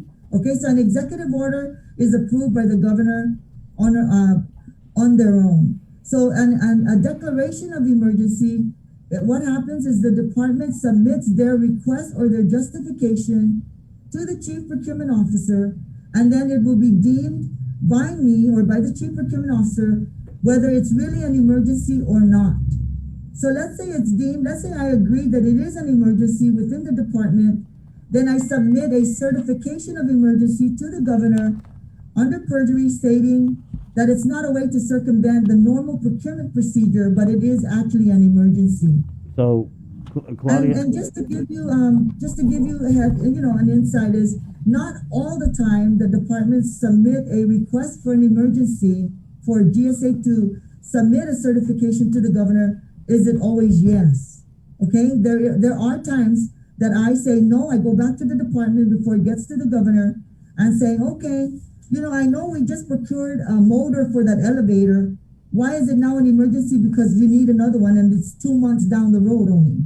So I'm saying, what happened to that motor? So then I give it back. I never hear from the department again, right? Or let's say equipment that are on preventive maintenance, and now they say, oh, it's an emergency because that AC 5-ton went down. So what happened to the maintenance program? What is the contractor doing? Do they give you heads up that this equipment is going to reach its life cycle? The department needs to start thinking about procuring a new equipment. So it's not always yes that when the departments want to declare, I say yes. It's not always the case. So, Claudia, when you go back and you talk about emergency purchases that are made under an emergency declaration, so did the governor's public health emergency declaration green light all emergency purchases, or is it still something that's case by case? Can you repeat that again, Chris? I didn't really hear. When you talk about emergency purchases, right? So when the governor declared a public health emergency in March, did that just green light all emergency purchases, or are there still purchases that you look at a case by case basis? Yes, we still look at it at a case by case. So for emergency purchases, how many of these that you submitted to the legislature had to go through the traditional, let me get 3 quotes or whatever, and how many were just green lighted because we're under a public health emergency? Even if it was under the public health, Chris, it did still go through the 3-quote process. So every single emergency purchase on this list went through the 3-quote process? Yes. We have to. Otherwise, it's going to be a question when the auditors come in to take a look at it. What about for the... So then why would you need to declare an emergency for... Yeah, I'm just a little confused here. Yeah. You said that if the governor declared the state of emergency, which she did, that she wouldn't necessarily need to get this 3-quote process. But that's not what I said. That's not what I said, Bree. Okay, so I was sharing the 2 different types of emergency. Okay. To be declared. One is through an executive order. Yeah. And the other one is through a declaration of emergency. Okay, so which one wouldn't need the 3-quote process under those 2 that you described? Both of them, it doesn't matter which one, it does require the 3-quote process. Mm-hmm. So, for example, at Child Protective Services, where there was a state of emergency declared, they make emergency purchases for whatever reason. They got to have the 3 quotes. Yes. We will, even if the governor has an executive order, the process still goes through GSA. What I was talking about was the 2 different types of emergency, which the governor can approve directly was the executive order. So it doesn't need a declaration from me. It doesn't need a declaration from the chief procurement officer. She can just approve it. For example, this pandemic. Okay, but if the department wants to declare an emergency, then if they're going to do a declaration of emergency, then that type of emergency goes through here, and then I review it, and then it gets forwarded with a certification for the governor's approval, depending on what that emergency, what kind of emergency arises within the department. So there could have been other procurement done. The procurement will still be handled here. It doesn't matter if it's an EO or the declaration. Okay. Okay. So how many other small purchases under $10,000 were made not under emergency procurement or contracts? I'm going to have to go back because there's a lot, Chris. Well, you did mention something about, you basically having a say in all of this, right? Were there any emergency procurements that you turned away and you said, no, not gonna fly. I can give an example for let's use the quarantine as an example. Okay, Right. so when we received the request, it was saying, you know, they just needed to, and this is again migrating from the multiple quarantine facilities to a single. You know, for example, the isolation will be in one facility, and the QFAT will be, the quarantine is in one. So when that was submitted, of course, they're looking at to house just quarantine in one hotel facility. So the first thing that comes to mind is, okay, if we're going to look at these facilities that have, let's say, 600 rooms, I am not going to approve 600 rooms if I don't even take a look at historical data. You know, for example, on the multiple units, what was the highest peak we reached? In other words, what was the highest number of rooms that we use? So if it was less than 300, or let's say we give a cap of 300, and then we're going to go to a hotel that came in the lowest, or that wants to participate, and now they have 600 rooms.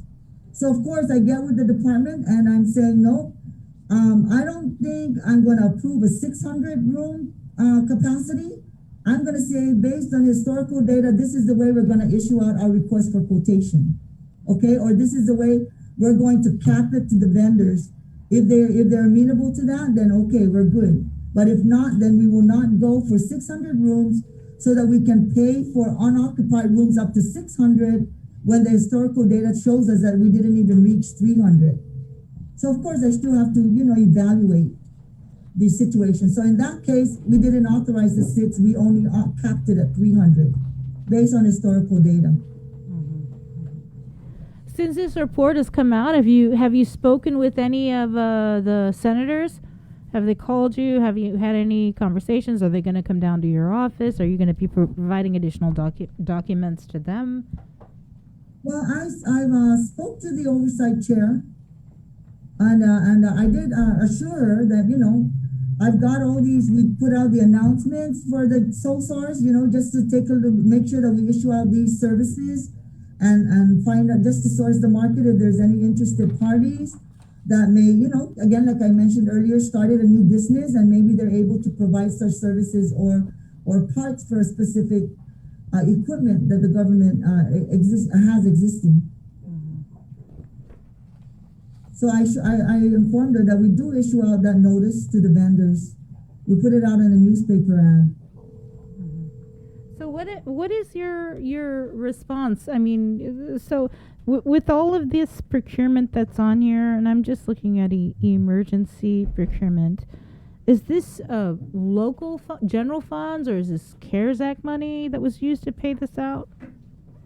Bree, you know, with GSA, when we received the request, the certification of those funds has to have taken place. Now the funding source, it's between the department. I mean, it's the department that dictates what is the funding source that they're using. Mm-hmm. Yeah. So we really, GSA doesn't have a role in the types of funds that they use. Okay. So we procure their needs. Mm-hmm. Can you tell me, like, what is department number 2?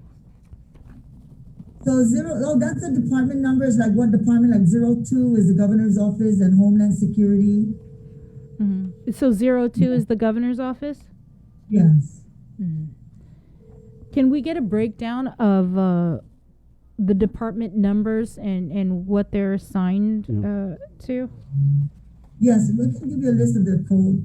Is that somewhere online that we can just go to, or? Yeah, we don't want to have to FOIA, Claudia. Yeah. What about 17? What's number 17? 17 is public health, Department of Public Health.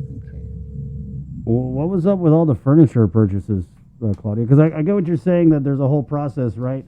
But I think to the public, that doesn't mean anything if we're buying, you know, a boat-shaped conference table or whatever. It doesn't matter if you get 3 quotes. It doesn't matter if you follow the process. If at the end of the day, the public feels like these purchases are just kind of out of line.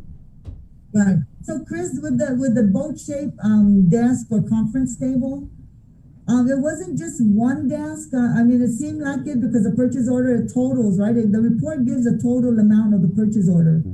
But on that desk, it was actually procured for the PUA. the pool had to start from ground zero.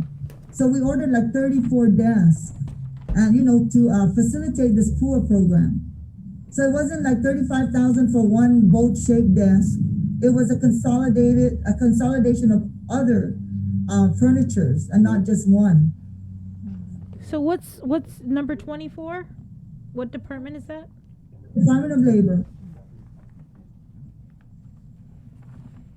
Then on a kind of a different note, Claudia, I wanted to ask, how many directors have completed all the GSA modules training, and is that required? I don't have the list in front of me, Chris, but I know that even with the OPA's report, there's still several of them that hasn't completed the modules. Right. So I'm sorry, just to go back, that boat-shaped boardroom table for $9,299. You said they bought multiple boat-shaped boardroom tables. There's hold on. It's on page 16. That boat-shaped table was it one or two yet? I kind of forgot now. Yeah. Yeah, it just says boat-shaped boardroom table for $9,299. Maybe it's EFIT. No, I have the PO here. Okay, it's let's see here.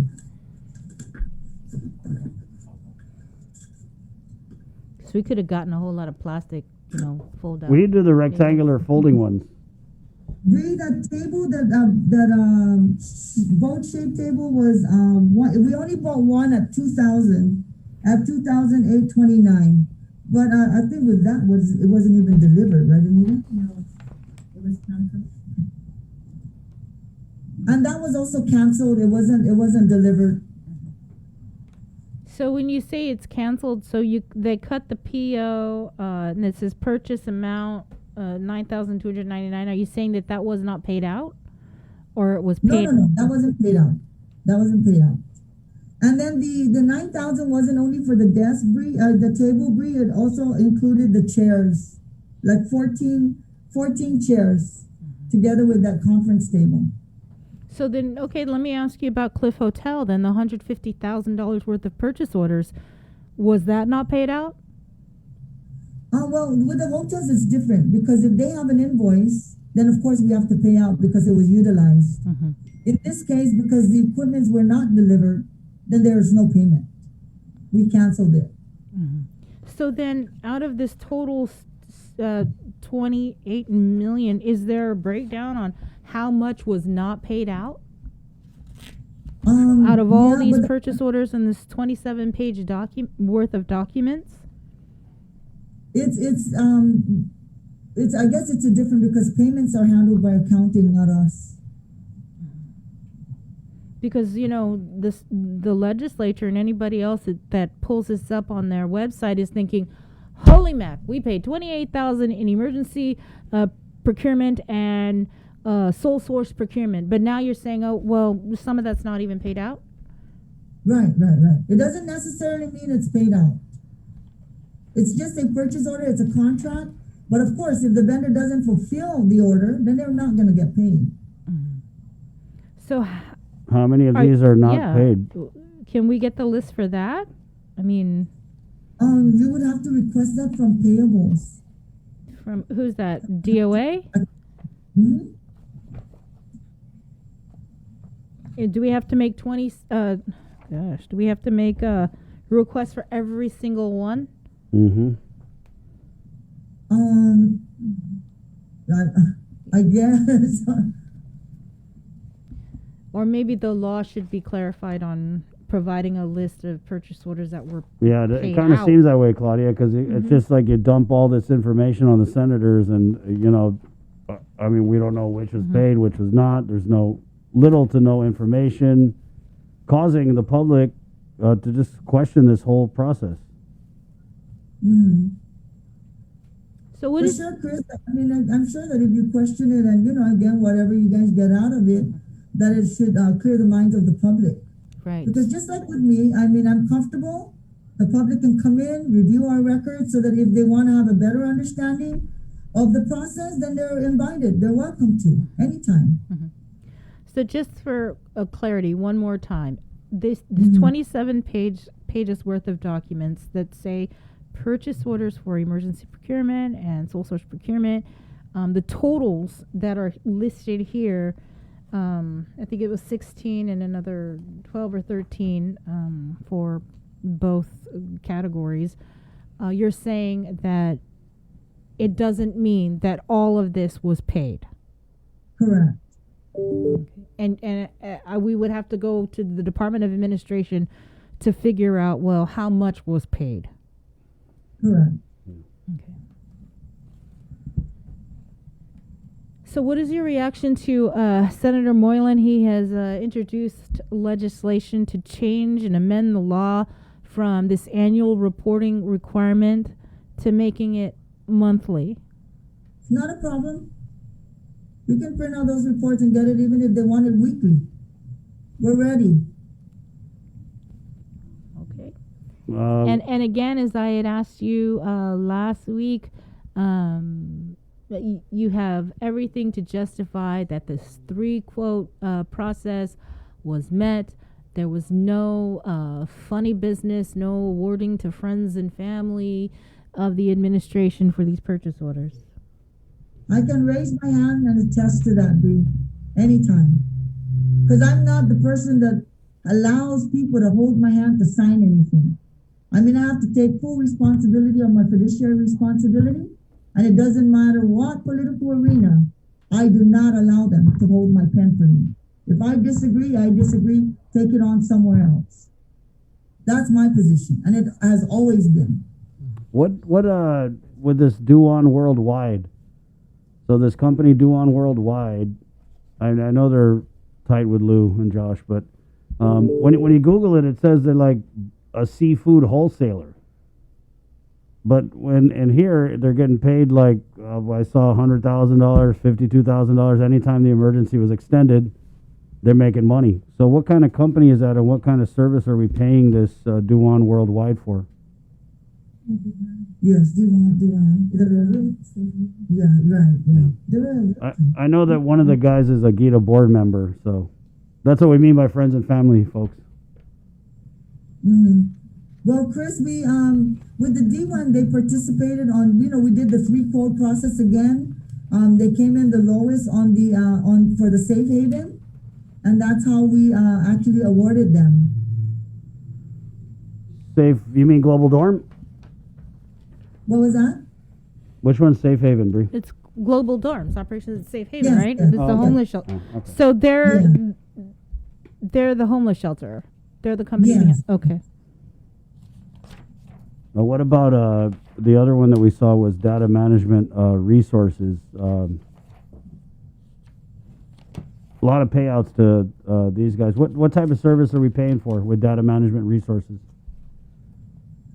Data management. Okay, those are software services like maintenance, Chris. And again, I think with that one there that you're talking about was under the emergency or the sole source. Again, with DMR, they are the ones who won the solicitation for the request for proposal for this tax e-filing or something like that. So they become the proprietary company to enhance that system. So that's what that is for. Do you know offhand how much total we paid a DMR? No, I didn't calculate a total because there's various. Yeah, there is. There's various amounts. Like on October 2nd, 19th, and 10th, we have 21 grand, 74 grand, 12 grand, 69 grand, 34 grand, 34 grand, 76 grand, 208 grand, 78 grand. What's boo-la-la-la-la? So, I mean, is this like gold-plated software? Or, I mean, just outside looking in, we have no idea what we're paying for here. Because you didn't really provide the info. Solicitations, bid solicitations where, again, they were the successful bidder. For example, on desktop computers. Or, so we do put out the formal solicitation where some DMR will be the successful bidder. But it does get announced to the public. And then what about a lot of these like laptops? So in going through this, I saw Sanford Technologies. There's like there's one for like 70,000 laptops. There's another for like 50,000 laptops, and they got Megabyte. I mean, did everyone get a new laptop or? Chris, that was also out on a formal solicitation. That was a bid announced, and they were the successful bidders. Okay. For what so purpose? So it didn't just go through the threefold process. Yeah. What purpose are the laptops for? What was that? What purpose were the laptops for? I mean, there's a lot of laptops. Is it all the same agency, maybe? Yeah. No, I'm asking. I don't know. Do you know? I think majority of that were either purchased. Again, it had something to do with the health emergency, Chris. Okay. Yes. Have you been contacted by your oversight chair about the possibility of? Yes. Yeah, she did. Okay, sorry. Did Senator Perez give you a tentative date on when she may be calling an oversight? No. Oh. Okay. Well, for me, if I could just get just a breakdown of the agencies, these department numbers, that would be nice, just to see what agencies were purchasing, what. Yeah. I mean, do we have to FOIA it, Claudia, or what? We received it, Chris, so we're currently working on it. And I think there was some clarification I asked the girls because it didn't indicate like what time period. Yeah. So did you want us to go way back to 1985? I don't know. So, we just wanted to see what periods did you need? Yeah. Because it just left it open. I guess because I was referring to this report. My bad, though. You're right. You got to. That's how it is, guys. You have to be really specific. Yeah.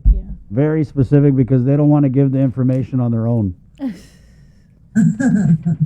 It is what it is. They don't. I mean, government-wide, we hear transparency, transparency, transparency. But if you don't, you basically have to be a lawyer to ask for information that the public this is our information. But if you don't put, very, very definitive, legal language in this FOIA, then, I mean, they're just going to get away with it. So, yeah, I guess just for last year. That's really not us. It's just, again, the reason why I asked them to ask, because then we're going to go back to the 80s, then you're going to have to, I'm going to have to request for an extension. Yeah. Okay, because the FOIA is only 4 days. I know. So if you want it way back yonder, then I'm going to have to request for an extension. Right on. Because of the amount of time it's going to take me to retrieve those documents. Right. I got it. It's not that you need legal language. Okay, At least not with GSA. Well, I didn't send a sunshine, but just asking about the department number breakdowns. Can I get that without a FOIA or? I'm sure I can give that to you, Bree. Yeah, it's just How come I got a FOIA and she doesn't have to FOIA? No, because this is not. I'm sure they have a list. What is department number 2? Right. What is department number 30? Right. Hungry, Chris? I know. Help me out here. Why I'm are you trying to help you out. No way. She got it. Dang, dude. I just want to get stuff without having to FOIA. It's the people's information, Claudia. Okay. Correct, and that's why we're up and on, and we're ready to roll it out. All right, Claudia. Should we expect any other reports coming out? Not till January next year for this, unless the Moylan bill passes, and then we'll have to comply. And then we'll be seeing you a lot more. Mm-hmm. All right. Thank you, Claudia. Anything else you wanted to say? Yeah. That'll be all. I'm good. You're good. What would you say, I guess, to the public who looks at this thing and they just see, question marks? Right. Well, for the public, Chris, I just want to assure the public that they are welcome to come in anytime. They have the rights to come in anytime just to view our records. Like I say, when in doubt, ask so that you can, you don't have to live with that stress, living within yourself. It's best to ask the question, come in and take a look, and just to make sure that we, as public servants, are doing what we're supposed to be doing. So our doors are open. They can come in anytime. Thank you, Claudia. Appreciate that. Claudia. Okay. Thank you. Okay. Okay. You Bye. too. There you go. That's the Chief Procurement Officer of the Government of Guam, Claudia Faji. Says everything's on the up and up, that she's following the processes, and bring it on with your oversight hearing. And so this Even list, if you want monthly reports, she said she's ready. she said she could do weekly. There you go. Right, but if it's going to be weekly, I hope it's not weekly like this, where it's incomplete. You don't know what was paid, what wasn't, what department, what. Yeah, and I think even Senator Moylan's bill, it does request for more information, I guess you could say, for the purchases. Yeah. But I thought what was interesting is she said that, just because it's listed here, it doesn't necessarily mean that it was paid out. Right. But we'd have to go, I don't know. Why would you put it on the list then, Yeah. And that's the challenge that, not only we in the media have, but our elected leaders, they got to go through the same things. And a lot of times we're ahead of the curve when it comes to getting the information, and we're the ones that are supplying the info. But, it's just very difficult when you get a data dump like this, and it's incomplete, and you don't know what's what, and just to go through the entire process, when it would just be so easy. GSA is part of DOA, so the left hand knows what the right hand has paid out. The right hand knows what purchase orders were canceled. And so in the spirit of transparency, is it too much to ask these two departments to work together like this instead of like this to the public? It's not that difficult. You know what I mean? We shouldn't have to jump through this hoop to get information and then go jump through this other DOA hoop to get information. What she did confirm was the boat-shaped table, the $9,000 boat-shaped table With 14 chairs. with chairs. Yes. But that was because the PUA, they needed desks to sit on so they could not answer your call. I'm just kidding. You guys know me. The Joker. Just kidding, Dave. Yeah, Dave. You're the man. So call that the preview to the oversight hearing. But hopefully she's more prepared at the oversight hearing. Because we've seen with this very legislature, that you can go into an oversight hearing, turn it into a circus, and walk away with more questions unanswered, and everyone's totally fine with it. Case in point, Port Authority of Guam's oversight hearing. The theatrics with that thing. Oh, man. So we just got, there's a press conference at 2:30. Did you see that? Yeah, I did. The governor's office. And this is relative to findings from the samples sent to the CDC, which we've been asking about.